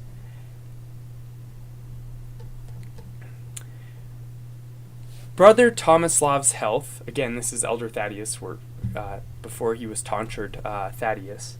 Brother Tomislav's health gradually improved due to the strict fasting in the monastery. That's wild. That's what all the science says. That's my experience when I've done like water fasts, which are I haven't done a lot. They're very difficult, but I always feel a lot better. And the world, the like corporate consumeristic world is like, you gotta eat. Breakfast is the most important meal of the day. Like a bunch of nonsense. Like, yeah, he's like, yeah, I stopped eating so much and I ate a really simple diet, and he's like, my health improved. Like, it's supposed to be backwards, but like, no, your body spends a lot of energy digesting food. That's why you get tired after you eat. You don't get like healthier and better, either spiritually or physically, from eating a lot of food. And so, yeah, that's interesting. He's like, yeah, I barely ate anything, and it was really strict, and I got so much healthier. It's like many such cases. So, yeah, definitely worth trying. So, anyways, still, he was physically weak, and he would often fall asleep while going about his obediences. Poor guy. You imagine this sweet little monk just falling asleep and feeling really guilty about it because of his health issues. So, dude, big relate. Yeah, not to like pity my poor little self. I've been through nothing like what this man went through, but yeah, I relate to that. To every once in a while, I have to cancel a session because I'm like, I have to sleep. Not very often. Usually, I just truck it out if I possibly can. But it bothers me that people are paying me. I want to give them my full attention. So if I'm like sleepy and falling asleep, I don't feel right. They're talking to me about their problems and stuff, and I'm like trying to stay awake. So, yeah, but thank God that actually doesn't happen very often, and I generally try and schedule my sessions before that happens. Like, it happens at some point in the afternoon, early evening, or whatever. Part of why I schedule my streams late, and even later now, an hour later I'm going to start doing them than I was before, is so I can take a nap, because I need a nap to, like, get the energy up to talk. Otherwise, I would be so groggy right now. Anyways, this just goes back to why I always say this guy chose me. Like, my beloved Thaddeus. Yeah. He said, when I first came to Miljakovo, I was given the obedience of working in the graveyards. Vineyards. Vineyards. Maybe I am a little spacey. Maybe it is that time of day still. As I was not very good at staying awake, I fell asleep as I was guarding the vineyards, and robbers came and stole the grapes. I waited in fear for the steward of the monastery to come to the vineyard. The steward came and saw what had happened, yet he did not say a word to me. The grapes were stolen, yet he did not reproach me. He came to me the following day and said, Tomushka, that was how they called me at the monastery while I was still a novice. Batyushka has blessed me to give you a new obedience. You will guard the sheep and goats on the fields close to the Morava River. And so I became a shepherd. However, I made a mistake again very soon after that. They had given me the Horologion, one of the service books, in order that I might practice reading from it. And while I was reading the book, I fell asleep again. When I awoke, I looked for the sheep, but all I could see was one old goat. I sprang up to look for them. What did I see? They had made a hole in one of the fences and had wandered off to some farmer's field, and were happily chewing away on his crop. The goat saw me running toward the sheep and followed me, almost bringing down the entire fence. The owner of the field saw what had happened and went straight to the abbot of the monastery to complain. The abbot told the steward to pay the farmer to cover his loss, and that was the end of it. Not one of the brothers said a word about the whole thing.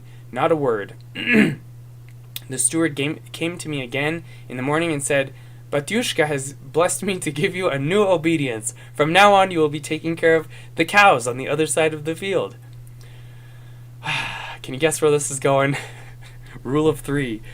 A similar thing happened. We had 6 cows. Among them was an old cow who seemed to like doing damage. I know some people like that. I kept counting the cows so as not to make the same mistake again. I also brought my Horologion with me and read it from time to time. As I was reading, the old cow managed to steal away and go to the fields on the other side. I sat there reading the Horologion, looking at the cows from time to time. Yeah, he just says that again. Okay, that's weird. It appeared to me that all 6 of them were there. However, when I counted them carefully, I saw that the old cow was not there. I became numb with fear and ran to look for it. When I looked in the cabbage patches, the runaway cow was already eating away the 3rd cabbage patch, having previously trampled all over it. Again the farmer complained to the abbot, and again the steward gave me a new obedience. My new duty was to be in the refectory and in the church. These are only a few of my trials, which Elder Ambrose covered with his immeasurable love. Later, there were worse and more painful ones, but the elder responded to each of them only with his love. There was a monk who had previously held an important position in the Russian government. He liked to drink wine a lot. He would even leave the monastery and disappear for a week. The abbot had to look for him in the village, where he spent his time doing nothing but drinking. One would think that the abbot would chastise him for his behavior, but no, not a word from Elder Ambrose. He loved him all the same, as though nothing had happened. Dude, I still remember dudes and dudettes. I still remember the first time I read this, and I was just like, that's it right there. That's like the love of Christ. Like, I know a lot. I know I'm not like that. And I know, like, all the love-centered evangelicals, you know, as wonderful as some of them are, some of them, a few of them are somewhat like that, absolutely. But it was very rare. And the fact that this is just normal in Orthodoxy, like, and they don't know the exact path to become like this. Like, some evangelicals are like this a little bit, and some know that it's important, but they can't really instruct you on how to get there, and other evangelicals will shut them down. Whereas in Orthodoxy, like, this is so front and center. This is, you know, you go read St. Paisios, St. Porphyrios, St. Iacovos of Evia, go read all these saints, and it is definitive of Orthodoxy. It is definitive of sainthood, and there is, like, a path. Last time I used Sun Tzu, make your enemy a golden path. There's a golden path for me, the real enemy, to go towards this. And this is what we should all long for and live for. So, glory to God for that. Let's see. I need my juices.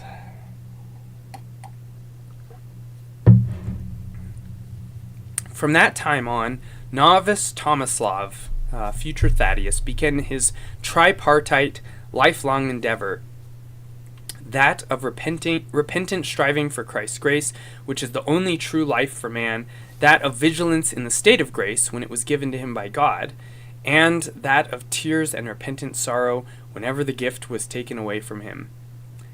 I was very interested in learning how the Holy Fathers felt during their earthly lives, and how they were able to preserve the state of continuous grace to the very end. He once said, he understood that grace could not only be preserved by constant vigilance over the heart and mind and by prayer. If you wish to preserve this gift of grace, you must pray to God all the time in order to block oppressive and dark thoughts from your mind, and thus preserve the peace and joy which you feel when you are illumined by grace. He might talk about this more later, but this is a very common Orthodox concept. I've met a couple people who are like, that's not Orthodox, and it's like, it's in St. Paisios, St. Porphyrios, it's in Elder Thaddeus. It's actually a very common theme. The grace of God, just to be clear, some people don't know this, the grace of God is like our word for like basically the energies, what St. Gregory Palamas calls the energy of God. It's like the actual experienced real presence of God. In the same way that, like, you can, you know, talk to your friend on the phone, you can send them emails, you can read about someone, you can think about them, whatever, but actual real fellowship, when you're talking to them, you're focused on them, maybe you're at lunch with them, you're hearing their heart, and you bond, you really bond. Maybe you suffer with them. You know, husbands and wives suffer together, and it grows them. We have kind of a negative term for when this happens called trauma bonding, and sometimes it is a bad thing, but the core thing is not bad. Like the way we suffer with Christ, like this is actually basic Orthodox spirituality. Once again, psychology is talking about something deeply theological and spiritual without knowing about it, knowing what it is. Like they just see the bad side of it for when you're trying to fix trauma bonding. But like there's a good way in which your heart is opened and softened. Cults prey upon this too. This is one of the important bad ways it's used, is they cause you suffering. Narcissists do this too. They cause you suffering and abuse, and then they're nice to you, and then they're mean again, and it produces trauma bonding. But the truth is that this is also like the healthy ways humans spiritually grow close to each other and close to Christ. And even like children bearing some punishment grow close to their parents this way. And so this is a thing in like our spirituality, that even though God's literal grace, like his love for us, his graciousness, his mercy, is never withdrawn, the experience that the saints have of God's grace, like the actual, like there he is, he's right there. I can tell in my nous in my heart that he's present there. In the way that you can tell, you know that a person is there, and that's important to you, and you feel when you're not with them anymore, it hurts and you're alone again. It's noetic, it's deep, it's a spiritual perception. the saints would talk about how it comes and goes. We experience it out of the mercy of God so that we long for it more. And then it withdraws so that we seek it and we fight for it. And in that fight, we're transformed. That's actually like some of the most important spiritual growth that we do, is when we're not experiencing the grace of God. Now, I probably haven't ever experienced it, or if I have, it's extremely, extremely subtle. Maybe a lot of us extremely subtly. Sometimes we go to church and there's a sense of peace. I don't know if that's the grace of God. No interest in naming it one way or the other. We can just leave these things neutral. But regardless, even if it's not the grace of God, like a direct experience, it is something that is like the ladder up to that regardless. It's that trajectory. God, like I sometimes go to church and there's just a peace there. So maybe that's not God's grace, but that's like in that direction. But what he's describing, even if what I and other people feel are God's grace, this is like worlds beyond that regardless. And so he not only wanted to experience that more, but he wanted to learn how to preserve it, how to keep it from withdrawing. And there's a way you wrestle even while you're experiencing it, that you keep it longer in a way. And so that's why he says at the end here, just reading it again, if you wish to preserve this gift of grace, you must pray to God all the time in order to block oppressive and dark thoughts from your mind, and thus preserve the peace and joy that you feel when you are illuminated by grace. I want to say something here that's very much like, therapy, Elder Thaddeus type stuff, my coaching type stuff, because it's super important. And I want to jump in and add this stuff, especially in these parts where we're not getting a lot of instruction. Like obviously that was instruction, but I want to add to this a little more. A lot of times when we're sad, I might have talked about this in other streams we've done, but a lot of times when we're sad, we attribute it to whatever we're thinking about. Sometimes we feel negative, and we even look for something like, oh, I feel bad. Why am I sad right now? And sometimes we find it, but I think it's really important to realize that a lot of times when we're sad, in this abstract sense, I'm sad because this. I'm sad because I'm alone. I'm sad because someone said this. I'm sad because I lost this person or they left or whatever. Which is very understandable. Like we need a lot of grace for other people with that, and we need to not be hard on ourselves that's hard for us. But in a practical sense, how did we get where we're at? Like in the moment, we have to trace it back. And a lot of times we don't do that. We're just kind of like being drug along by the sad thoughts. But one thing I started to realize, especially as I was reading Elder Thaddeus and these other saints, was that a lot of my sadness in like an actual practical timeline sense started with a thought came into my mind, and then I just entertained it. Like a thought like, wow, you're really alone. Or like, wow, they're having a fun little date over there. Like, look at them laughing and flirting. Like one of these black pill thoughts comes in my head, and I accept it. And I start thinking about it, and I'm like, yeah, that does suck that they have somebody and I don't. And I like start wanting, and it's like the pain is valid, but sitting there and dwelling on it is not something I have to do. That's the difference. Like in the moment where that pain comes, where you're like, oh man, like I do long for this thing, or I wish I wasn't in this circumstance, or I wish I had a job, or I wish I had a better job. Totally valid. God understands that. But to sit there and just like ruminate in it, that's the problem. And as you do that, what you're doing is you're putting your noose on darkness. You're putting your noose on a dark thing, and the noose, the heart, the attention. Again, go watch my noose video if you don't know this, like the concept, but hopefully it makes a little sense. If you put your attention and focus on this darkness, you soak it in. That's what the noose does. If you put the noose on Christ, you slowly soak Christ in. That's why we do the Jesus prayer. We're just sitting with Christ, pushing everything out and sitting with him and seeking him. And God willing, slowly we take on the properties, whether we perceive it or not. Over time, we'll notice the difference. But if we put our noose on negativity and darkness, like Saint Paisios talks about being the bee. The bee looks around and finds everything that's positive, and he doesn't even notice that there's like some feces, some dung, because he's like, oh, I've been just focused on the flowers and I'm doing really great. And the fly's like, yeah, there's a lot of stinky stuff around here. Like you make that choice, even though you can be somewhat realistic and be like, oh, there is dung there and there are flowers here. You focus. That's a different thing. Acknowledging the facts and truth is different than your focus. And that's the focus is related to the noose. Dianoia, reason, is related to just dry facts.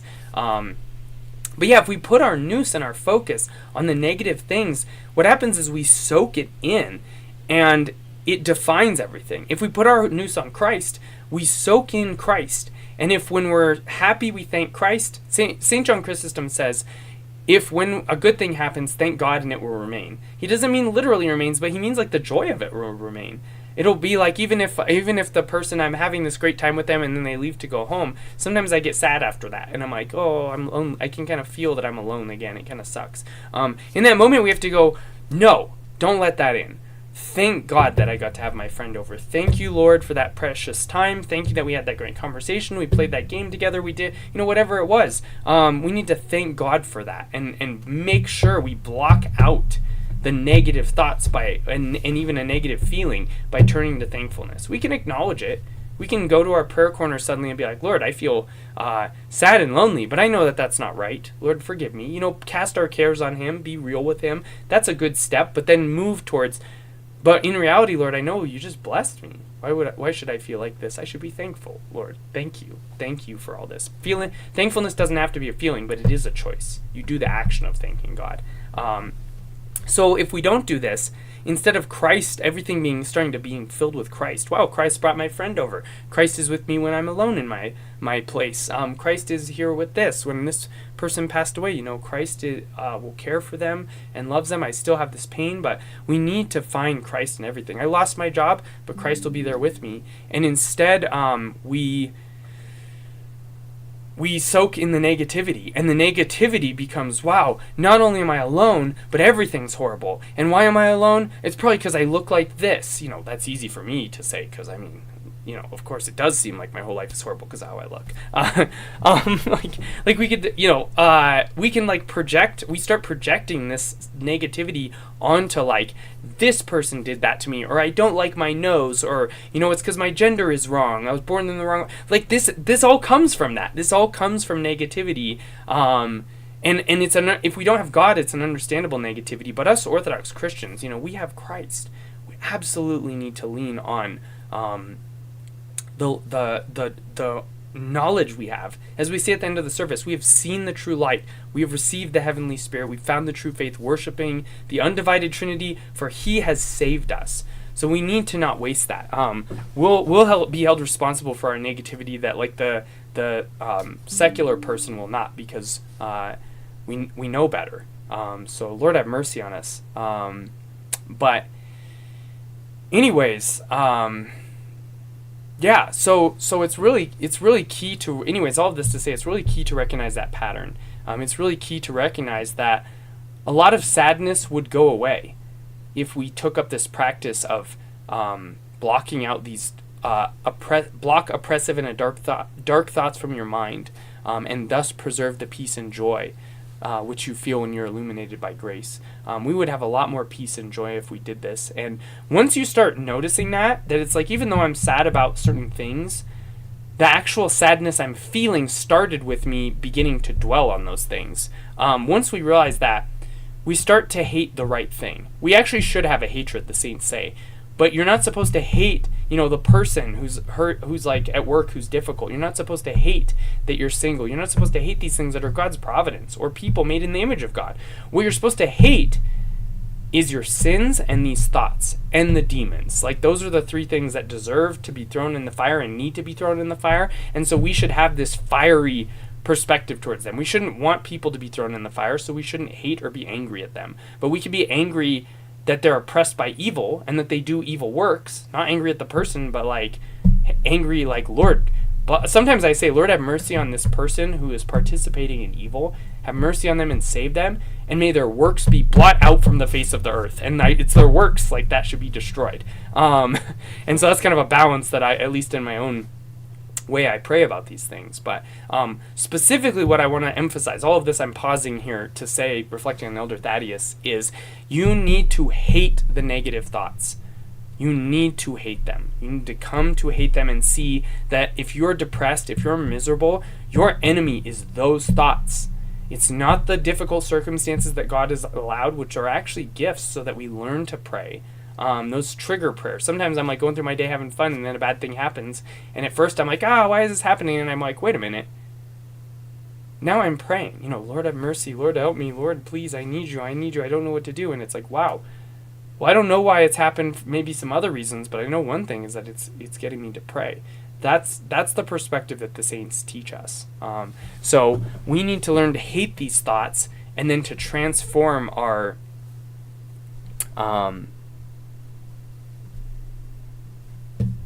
I'm having a bunch of people message me that are all people that are usually watching the stream, and I'm like, why aren't you watching the stream right now? Calling out Jeremy. Why aren't you in the stream? I'm calling you out live. Horrible, awful Jeremy. He'll probably laugh. Anyways, yeah, so that's my whole point. That's my point there. And that's something, it's hard to go about it, but sometimes, like, we start to learn this, and then we have those friends that are just black-pilled. They're dejected, despondent, negative about everything, and it's very hard to figure out how to help them. That's a whole problem in itself. If you have a friend like that, you can always ask me, or we can ask in the chat and we can talk about it, or whatever. But yeah, that's at least for yourself, and it's also key too, adding just a little bit more onto this while I say that, the first way to help your friends is to do this yourself. If you have other people who are hurting and you're confused, like it's the softening of the heart through processes like this, spiritual inner asceticism, the Orthodox phronema. It's this practice that softens your heart and gives you more spiritual awareness. You will be more peaceful, more in tune with the Spirit, like to help other people, if you do this yourself. So it's not just because God told me to, it's because it heals you and because it makes you able to heal other people. So anyways, I could say so much about this. I can't drive it home enough. Elder Thaddeus will talk about this more, and so I'll be talking about it more too. But the last thing I'll say is that sometimes I say that and it's true, sometimes it's a lie. The last thing I'll say is that there's one spot where he talks about how the job of the Christian is to purify the atmosphere. The atmosphere is associated with the demons, the aerial spirits, the aerial toll houses, if you know about the toll houses. If you don't and want to know about it, I have a video on it. The devil is the prince of the air, the scriptures say. There's this theme that the atmosphere is filled with these demons, and they send us invasive thoughts. And Elder Thaddeus says, when those invasive thoughts come, you need to convert them. The Christian's job is to convert them to a good thought. So if they say you'll always be alone, you say, well, maybe, but if that's what God wills, then glory to him. And if I'm not supposed to be alone, he'll help me. So I don't trust you at all, negative thought. Like, glory to God in all things. Or, that person's doing this sin. And you go, oh, well, Lord have mercy on them. I'm more sinful than they are, but, Lord help them. And thank you, Lord, at least for showing me so that I'll pray and help me not be tempted. And suddenly when we're praying like this, we're living the spiritual life. We're coming close to Christ and training our hearts to think in the right way, which is why we go to services, we read all these spiritual readings, we watch, dumb Thaddeus videos and wonderful priest videos on YouTube, like to train our minds in this way. This is why we're reading this book right now, God willing. And so what he says is by doing this, by turning bad thoughts into good thoughts, we purify the atmosphere. If the atmosphere, these aerial spirits go in, and we purify the atmosphere by doing this, then the atmosphere is cleaner and cleaner and cleaner. The job of the Christian, he says, is to purify the atmosphere of the earth, and then the whole atmosphere becomes pure. And so this is like when you're converting bad thoughts into good thoughts in your mind throughout your day, you're cleaning up the earth and you're affecting the people around you. He also says, see, I told you it was a lie. It might be a lie. But he also says, in this vein, he says that when one person in the family prays, all the members of the family feel it. Again, it's the same thing. This is like one of the main cruxes of this book. So I just want to drive that home because it's so powerful and so important. So, oh, sweet. Another cool picture. Here's St. John Maximovich of Shanghai and San Francisco. Where is he? Is that him in the middle? He's young. He doesn't look the same. With students of Bitola Seminary. I'm not sure why we're looking at this. I think we're going to get there. Yeah, so I already said Orthodox small world. Here we go with another one. God also made Brother Tomislav, untonsured Elder Thaddeus, worthy or unordained. I think he became Father Thaddeus when he was ordained a priest, but I think he's now a tonsured. God also made Brother Tomislav worthy of an encounter with hieromonk John Maximovich, who later became Bishop of Shanghai and then of San Francisco, and after his repose was canonized. It's so cool. Orthodox small world is just so cool. I love Saint John. He's the saint that I pray to for my family, for my parents, my sister and brother-in-law, and their 2 kids, my niece and nephew, and also my cat Calcifer, because he's an important part of the family.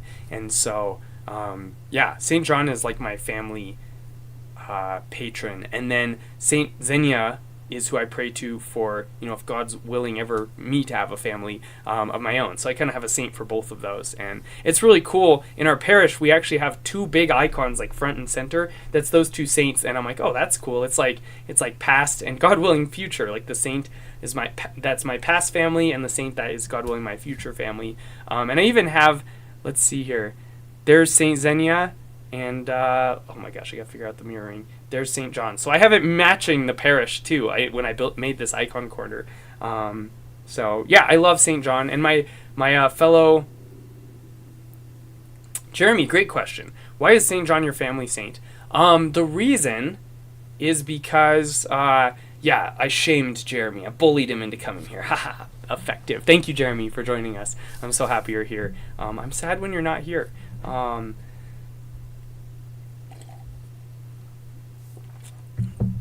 Why is St. John my family patron saint? So one time, many years ago, back when my family barely came to anything Orthodox, they still, my sister and brother-in-law don't really do Orthodox stuff, even though they have some favor towards it, and they talk about it once in a while with me. But my mom and dad will sometimes go to a service, but mainly to be nice to me. But there was a Holy Unction service that happens on Holy Wednesday during Holy Week. Holy Unction, Holy Wednesday, Holy Week before Pascha. And it's a service that's related to being anointed with oil for spiritual and physical healing. And it's a sacrament, so only Orthodox people can be anointed. However, if people who are not Orthodox, who are catechumen and choirs, or just anybody who comes wants to be anointed, they'll just anoint them with a different oil. That's not the Holy Unction oil. And so my mom's got a bunch of medical problems like me, like Elder Thaddeus, and she was like, yeah, I told her about the service. I was like, you come and get anointed with an oil. And she's like, sure. And so she went up, and I heard that it was the oil of St. John of Shanghai and San Francisco. And I was like, that's awesome. And later I got to go to the Holy Virgin Cathedral. I've been there twice now, by the mercy of God and St. John letting me go there twice. Once with my friend Talia, and once with a group from the parish here. We road tripped over to San Francisco from here in Salt Lake City, Utah. And then I think my mom and dad went to a Holy Unction the next year and were anointed with that same oil from St. John again. And so, but yeah, ever since my mom first got anointed with it, I was like, I guess I pray to St. John for her. And then it was just like the whole family. So yeah, that's the answer to that. Also, I teach high school Sunday school, and the other teacher, his patron is St. John. So I always think of him with St. John too. And also, I've talked about it before on the stream, but St. John of Shanghai and San Francisco Monastery in Manton, California, which I always say I said last time I talked about this, an hour west of Redding, California, Northern California, is Platina, where Father Seraphim Rose is, and an hour east of Redding, roughly, is Manton, California, where St. John I always say the forerunner, St. John Maximovich of Shanghai and San Francisco is. Caitlin, I did see your super chat just now. For once, I always miss them. This is the first time I saw it. It like popped up. Also, apologies. One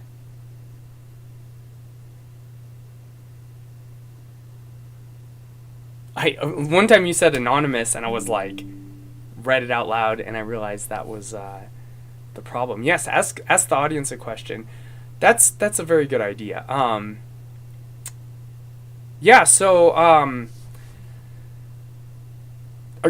do you guys have any special saints. Like I said, I often encourage my clients to do this, and I'll explain it, and then definitely answer in the chat. I always encourage people pick a saint. Like if you have a specific issue that's like a big deal and pervasive, and you just constantly deal with or whatever, I always tell people pick a saint and like make that the patron for yourself. Like I'm going to always go to them about this. Elder Thaddeus, I mean obviously he's my patron, but I always go to him about my coaching, like for like advice from him, to give me advice or help me or guide me in some way, to give other people advice, because I don't know what I'm doing. I made this stuff up. And I have St. John for my family, like I said. I have St. Xenia for like finding a spouse and a family. I also, I used to think about going to seminary. My health problems have kind of made me second guess that.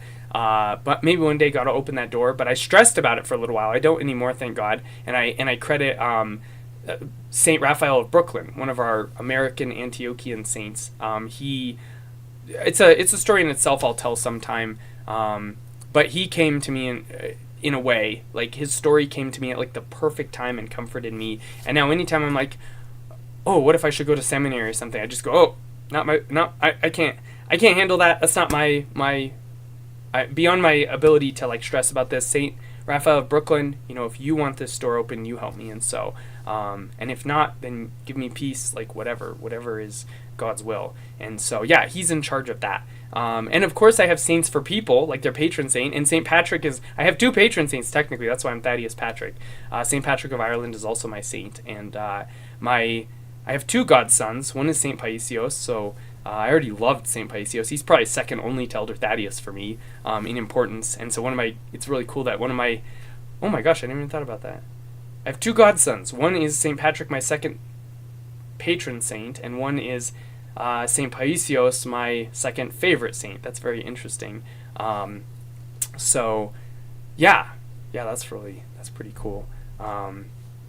Anyways, yeah, I have a lot of these saints, and of course some of the saints are just like my friend Luke. I go to St. Luke the Apostle and also St. Luke the Surgeon. My old priest, Father Andrew Welzig, I go to Apostle Andrew. Saints Peter and Paul, I have my friend Flavia sent me, might be my only painted icon, and it's the Romanian tradition of painting on glass. And she sent me the St. Peter and Paul icon right before I went to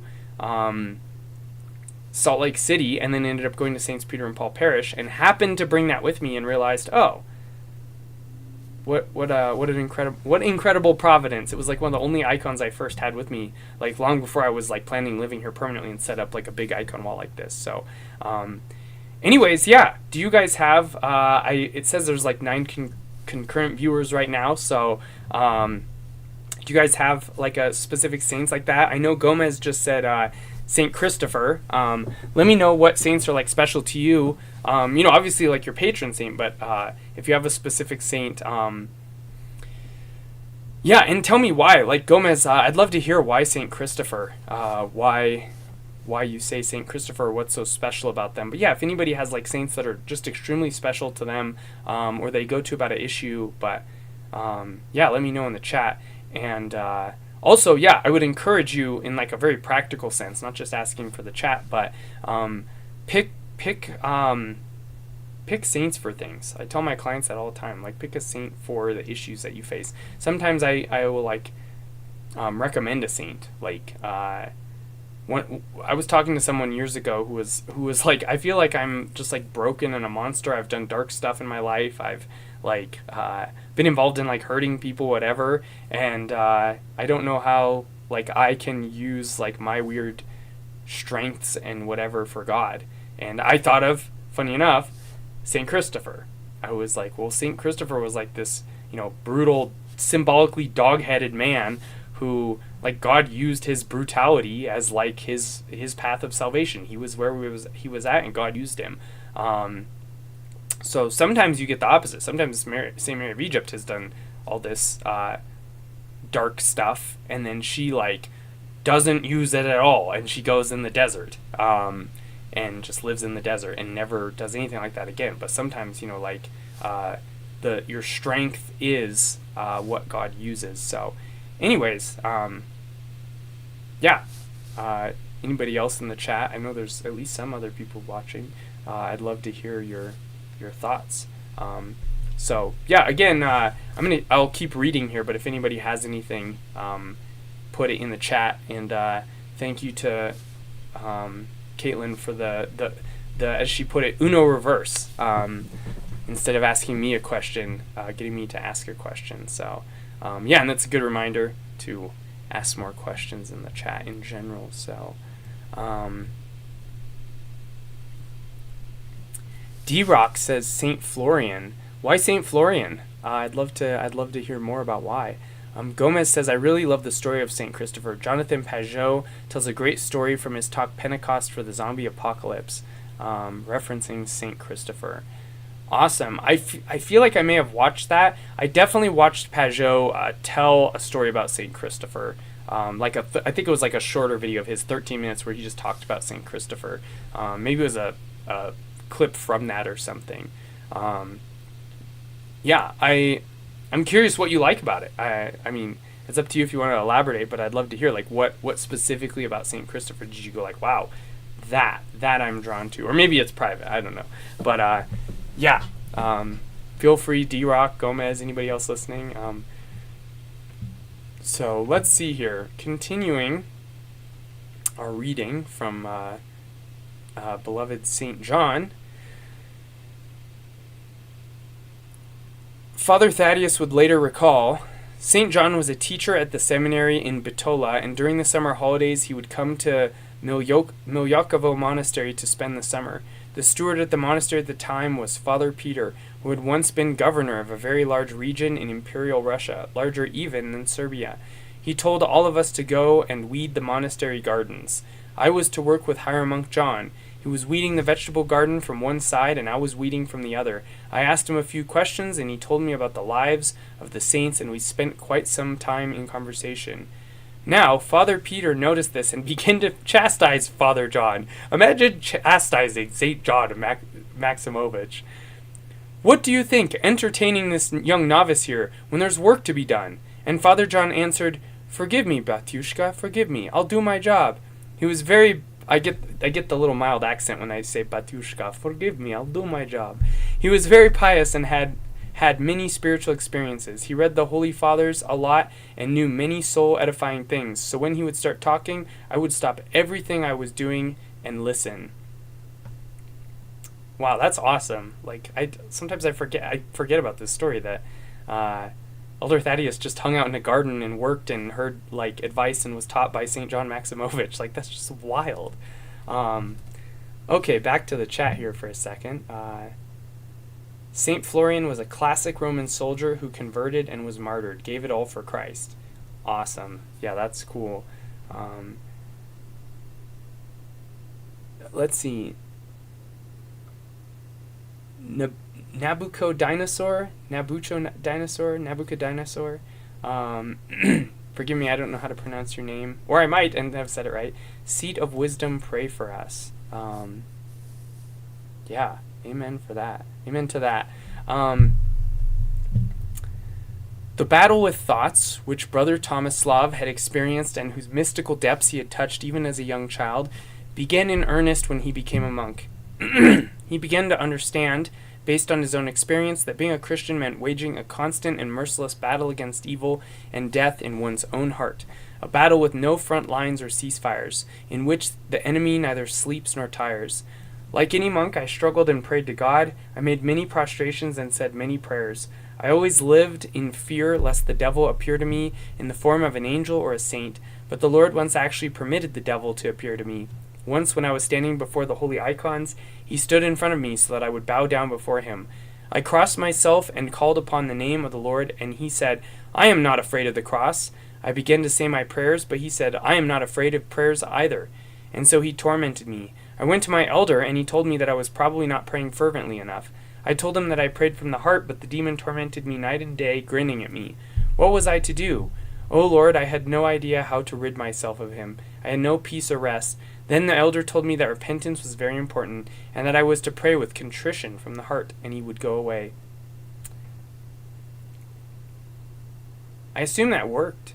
Since he kind of just left it off there, but Yeah, I know from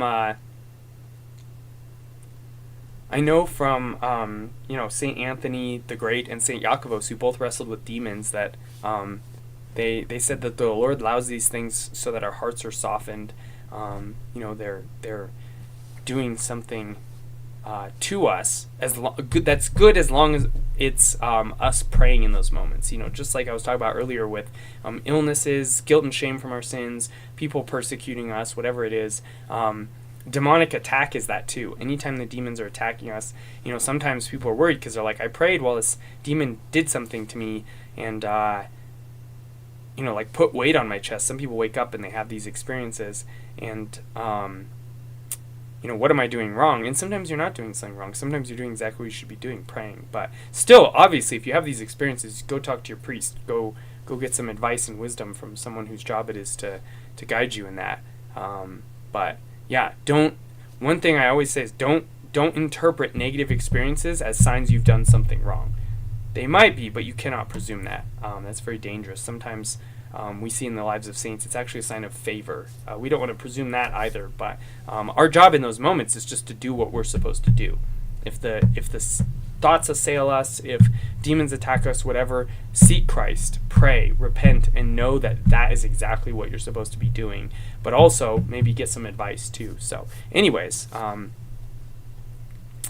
besides learning to perform various monastery obediences, Brother Tomislav also mastered the Russian language. This enabled him to read zealously the works of the Holy Fathers, which were translated into Russian from the Greek and Syrian languages. He also undertook to translate some of the texts into Serbian, including the homilies of St. Isaac the Syrian. Heck yeah. This would one day prove to be of great significance for him when he found himself in the same situation as St. Paisius Velichovsky. In the 18th century, St. Paisius was unable to obtain a spiritual father, but he found spiritual guidance in the God-enlightened mind and experience of the Holy Fathers, expressed in their theology and teachings. Schema Archimandrite Ambrose on the left, Elder Thaddeus' elder, at the Milyakovo Monastery. I wonder who this is on the right. Looks like a schema monk. Great schema monk, carrying an icon. Or the gospel looks like an icon. Do my little zoomy thing here. Oh, it kind of doesn't line up well, but...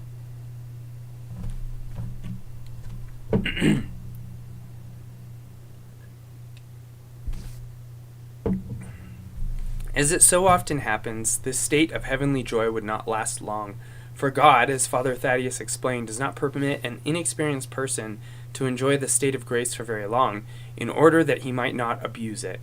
Elder Ambrose fell asleep in the Lord in 1933, only 1 year after Tomislav arrived at the monastery. He experienced great sorrow, he lost the prayer of the heart, and God's grace departed from him. When my spiritual father died, I spent many years in sorrow and pain. My soul was torn asunder by sadness. The fears that had tormented me in childhood came back. In an attempt to heal his soul, he would take up his accordion and go into the hills where he would spend hours in solitude playing music. I had always loved music, and this brought me comfort. He also sought consolation from other elders, but his soul could not be comforted. Just when all hope abandoned him, God sent him consolation through a copy of The Path to Salvation by St. Theophan the Recluse. Thus, the experience of the Holy Fathers was confirmed once more in the life of Tomislav.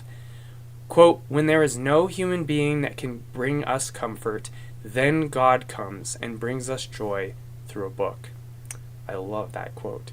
I think I have The Path to Salvation by St. Theophan here somewhere. I know I've read one of St. Theophan's books. It was a smaller one, not as well known. That was... Man, I wish I could find it so I could remember the title. I thought it was here in this shelf, but... That's weird. It's got to be here, because this is where I keep all the saints. But I'm not seeing it. Oh, here it is. Kindling the Divine Spark. In all honesty, I wouldn't. It's kind of like a side book, like some of his main books that people love are better. But this just happened to be the one that I read, and there was some good stuff in it. But it's like letters of his to nuns. And then he has one called Turning the Heart to God. And here it is. The Path of Salvation. This is what Elder Thaddeus found and read. And I have not read this. I want to, but I think I read part of it or at a reading group, and it was like really, it was above my pay grade. Like it made sense, but it was practices that were just a little bit too much for me. I'm a little too lazy to live the level of asceticism described, but I can see why Elder Thaddeus, it would have been perfect. But he also has, I think, one called The Art of Salvation. I think my friend who took him as a patron borrowed that book. I need to get it back from him. It's been like 2 or 3 years. Anyways, I bet that book is great, but I think I read part of it and I was overwhelmed. Very humbling. Sometimes I think I'm a little like Elder Thaddeus. It's like you read the book that he read and it was too much for you. So anyways, Saint Theophan is wonderful. If you can read anything by him, even just some articles or watch a YouTube video about his life, Saint Theophan is wonderful. Also, my goodness, the idea of Elder Thaddeus playing accordion in the woods. Oh, how I wish I could hear that. But I'll probably hear him play one day, in the next life, God willing. So, when he says, I had always loved music and this brought me comfort, I'm exactly the same, where once again Thaddeus chose Thaddeus for a reason. I love music so much, and I'm very attached to it. So, let's see what we got in our time. Probably 50 more minutes of stream. So I will try and I'll get through that for sure. We'll see if we can finish 2 sections here, because the next one is short. But first, I did see some kind of super chat came in. So let me give that the attention it deserves.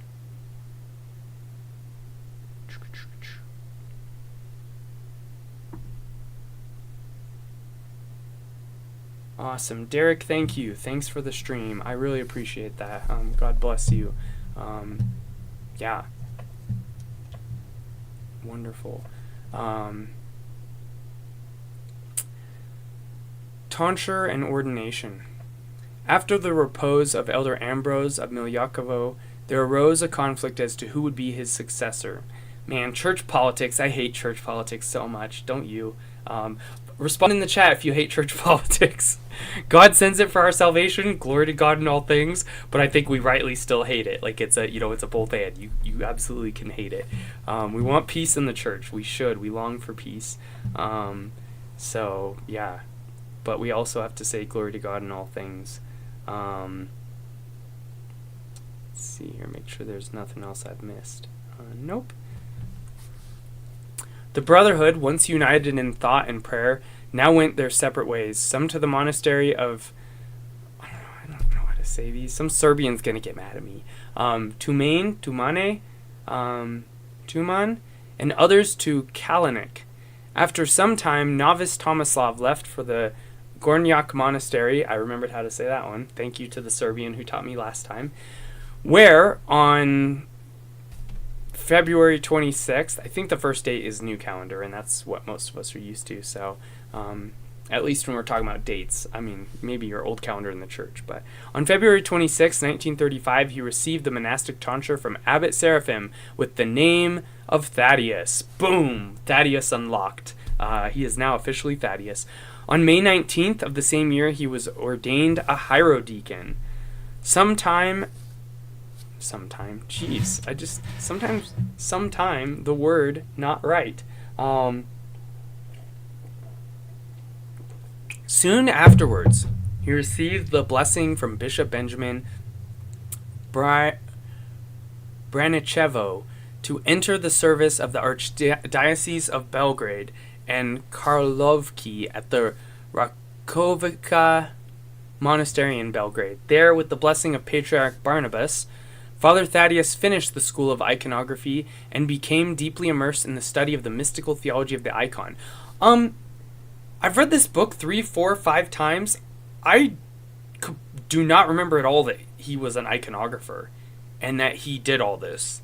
I can't believe that every time I read this book, it feels like it's something I don't remember at all I learn. It's wild. Anyways, it's little treasures that get blocked out of my mind when I'm reading it that are saved for later for me to be like, whoa. Anyways, that's awesome. Glory to God. If I ever do my video, I talked about it last time, but if I ever do my video on icons, I'm going to have to ask Elder Thaddeus for extra help making it, so. Oh, okay, well this makes a little sense too, why it's such a blip in here. Excuse me. After completing his studies, he abandoned his painting of icons for health reasons. His ailing lungs could not tolerate the evaporation of paint and solvents in a closed room. Dang, that would be really sad. Remember last time in his story where he learned something else in college, went to college for all this stuff, and then he was not able to do the job and he went to the monastery? Now once again, he's learning iconography, studying iconography and all this stuff, and he is like, his health is keeping it from doing it. Like, that's so rough. This dude, man. This is the kind of stuff that black pills people. God lets you go through this stuff and you're just like, it's all over. And we read it and it's like easy for us to be like, oh yeah, but he became a saint. Like, okay. Elder Thaddeus is going to be canonized, by the way. Like, it's not just that I know he's a saint. It's like official. They just haven't done it yet. But they said they're going to. Anyways, yeah. I think this is a key. This is like one of those pause moments for something that's really important. We read the lives of saints, and we know in the end they're going to become saints, and they're going to glorify God, and it's all going to be great, and it's easy to read them. And then we go through the same kind of things they did, and we don't realize that when they were going through it, it was horribly difficult, and they were not hopeful sometimes, and they were really scared and concerned. And it's like, remember that. Like, remember, you may feel like really terrified, like these saints did too, and also, look how it turned out. Look at like how many times the saints come and help people and bring them joy and encourage us, etc. Like, that's going, like, if we keep seeking God, and especially if we lean into it and glorify him in the middle of pain, some version of that, maybe not on their level, but some version of that is going to happen. Like, God is going to do that. He will be faithful, as Philippians says, he'll be faithful to bring about to completion the good work he's doing in us. Here's a contemporary picture of Rakovica Monastery, or probably Rakovica, I think C is Tsa, where Elder Thaddeus lived in 1935 and 1936. Father Thaddeus spent the whole of 1937, the year that the doctors had said would be his last, under the dark clouds of the Concordat crisis and the mysterious death of Patriarch Barnabas. Since we don't have access to the footnotes here, let's do a quick Google. Do ourselves a quick Google here. One of the results was our thoughts determine our lives.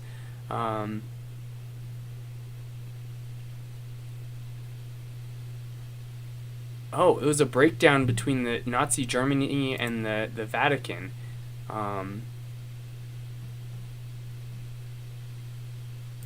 And they made an agreement with the Vatican, and then they undermined it systematically, and the Catholic Church pushed back. I wonder how that's relevant to Elder Thaddeus. And it sounds like a mysterious death of a patriarch, too. I mean, that's what it literally says, so I don't know about that. But anyways, he was ordained a hieromonk on January 21st, 1938 at Rakovica. The same year, while still the youngest hieromonk of the monastery, he was sent by Patriarch Gabriel to the Patriarchate of Pec in Kosovo and Metohija. Oh, I'm so sorry, Serbians. Forgive me. In Pec, hieromonk Thaddeus encountered unexpected difficulties. Hieromonk John, who was abbot of that monastery from 1939 to 1941, was a Communist Party sympathizer. Dun, dun, dun! One of the leading communists in Pec, a certain Drago, I'm not saying that last name. If you want to tell me how to pronounce it in the chat, you can do it. I could butcher it if I tried. Drago often came to the monastery and threatened Father Thaddeus and other reactionary monks, saying once the communists came into power, there would be no place for them in the Patriarchate. Father Thaddeus remained there until the outbreak of World War II in Serbia in 1941, when he and the 4 remaining monks had to flee due to the violence of Albanian terrorists. He returned to Belgrade, it might be Belgrade, let me know in the chat, as a refugee, and was once again accepted into the Brotherhood of Rakovnica Monastery. Okay, we're gonna try and get through this, and again, if anybody has questions, feel free to post them in the chat. I'm happy to pause for a second and answer questions, but I will try, even if I answer questions, I will try and make sure we get through this. Yeah. Maybe I'll save them to the end, but knowing me, I'll pause in the middle. And I might talk about more stuff too, because once in a while this stuff is really beautiful and important to talk about. Let's see here. 2 arrests and the miraculous appearance of an angel of God. The residents of Belgrade suffered greatly during the first weeks after the Germans occupied the city, and so Hieromonk Thaddeus attempted to move to the diocese of Banat under the omophorion of Bishop Damascene, who would later become the Metropolitan of Zagreb. In Banat there was plenty of bread and more than bread, whereas Belgrade had almost no food at all. He was arrested, however, at the railway station in Belgrade because, as a member of the clergy, he seemed suspicious to some German officials.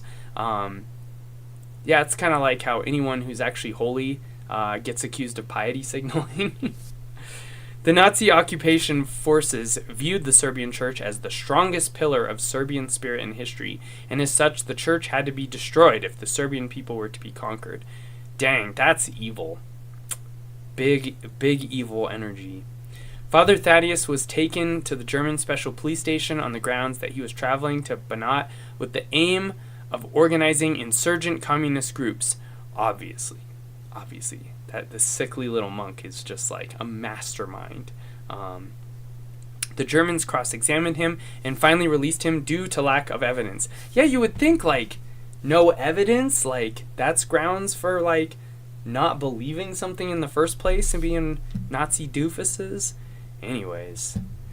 Once he was out of custody, he went to the monastery of Vitovnica in his native village. Vitovnica unlocked. Elder Thaddeus of Vitovnica.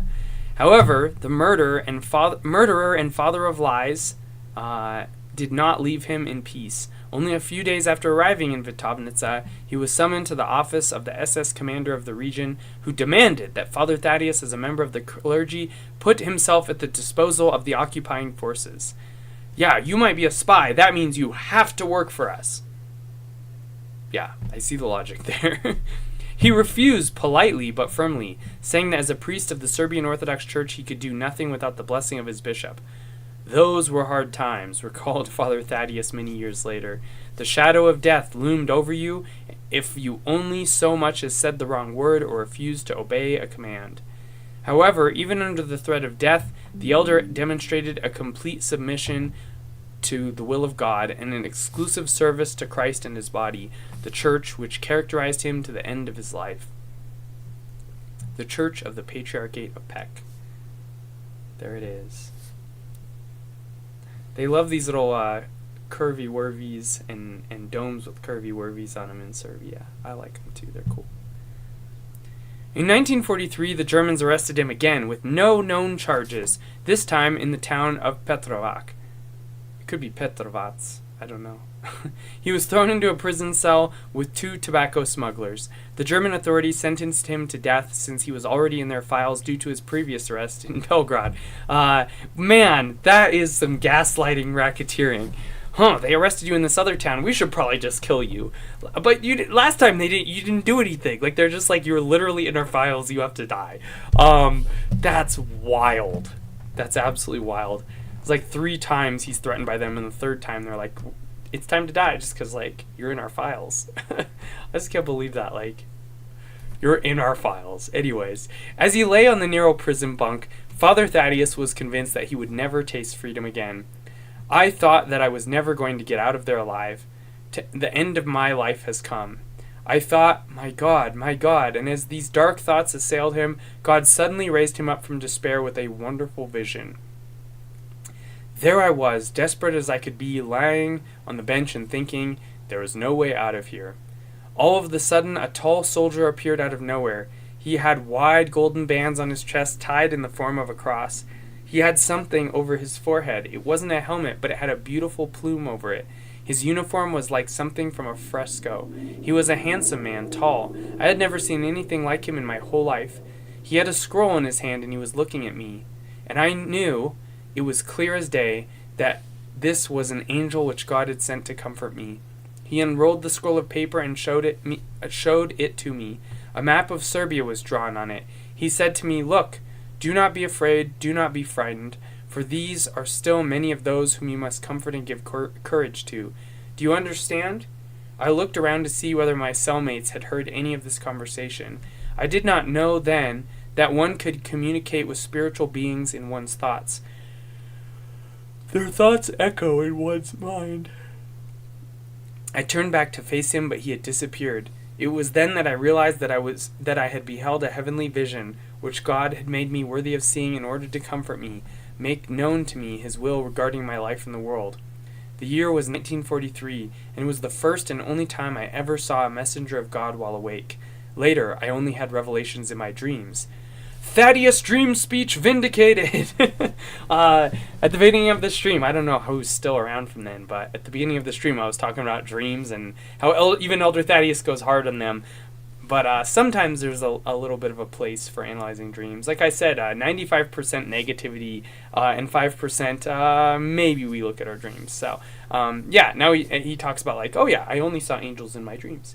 And he means the good ones. He had revelations in his dreams. But yeah, later he also talks about how the demons attack us through dreams and deceive us. But this is really cool. Like listening to him describe the angel, like the plume over his head and all this stuff. Like, yeah, that's really cool.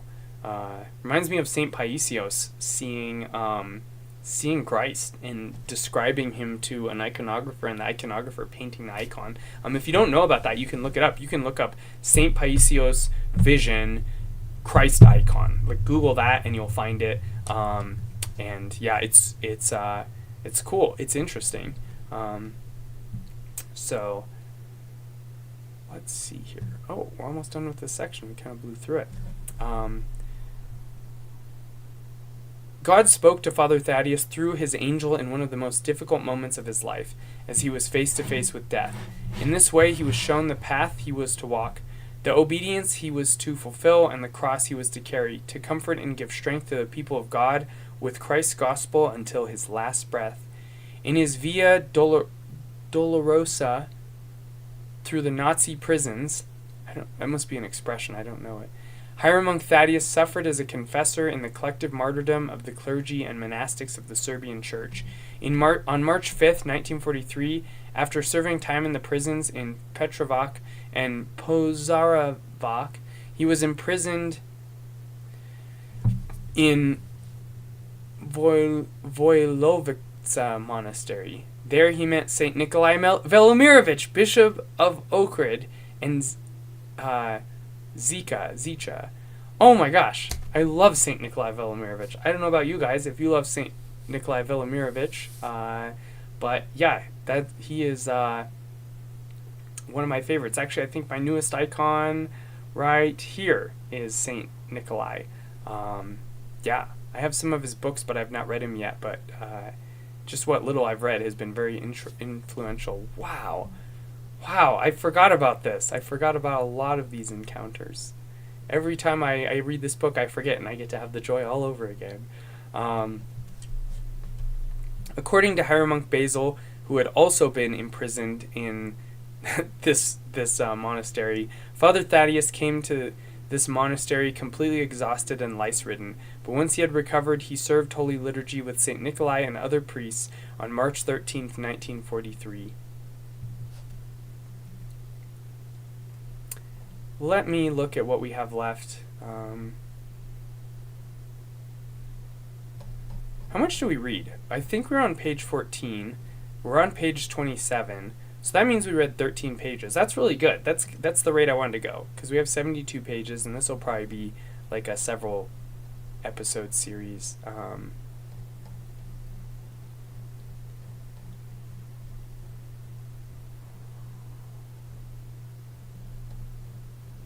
this is interesting. His life is a lot longer than I remember. And then his teachings are a lot shorter than I remember. Yeah, and at the end... Oh! There is definitely some of the book missing here in this ebook copy I have. Well, I will have to figure out how to fix that. I was gonna say 72 pages seems a little short. Anyways, currently it tells me there's one viewer, so I think I'm gonna wrap it up. I don't know who my final viewer is. Thank you so much for staying until this last moment. Feel free to type in the chat if you want to say hi as the last person viewing this stream. But yeah, I think people are just getting tired, and you know, I've been on here for 2.5 hours at this point, so I think I will wrap it up. But yeah, thank you to whoever the final viewer is for coming, and we will pick up where we left off next Thursday. So I'm gonna wait here for like 30 seconds just in case someone types in the chat or wants to say anything or whatever. But yeah, I think that's that.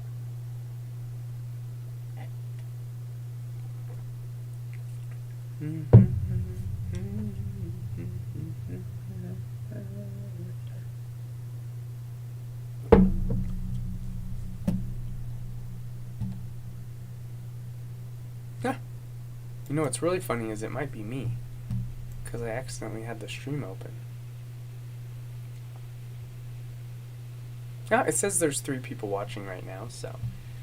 Well, anyways, in case anyone just jumped in, yeah, I'm wrapping up for the night. If anybody has a final question, type it in the chat real quick. But otherwise, yeah, that's it. And thank you to everyone who came and watched the stream. And we will continue with the post-war years, the end of World War II, and Elder Thaddeus' story next time. So, yeah, God bless, and I hope to see you all on Tuesday for the regular stream.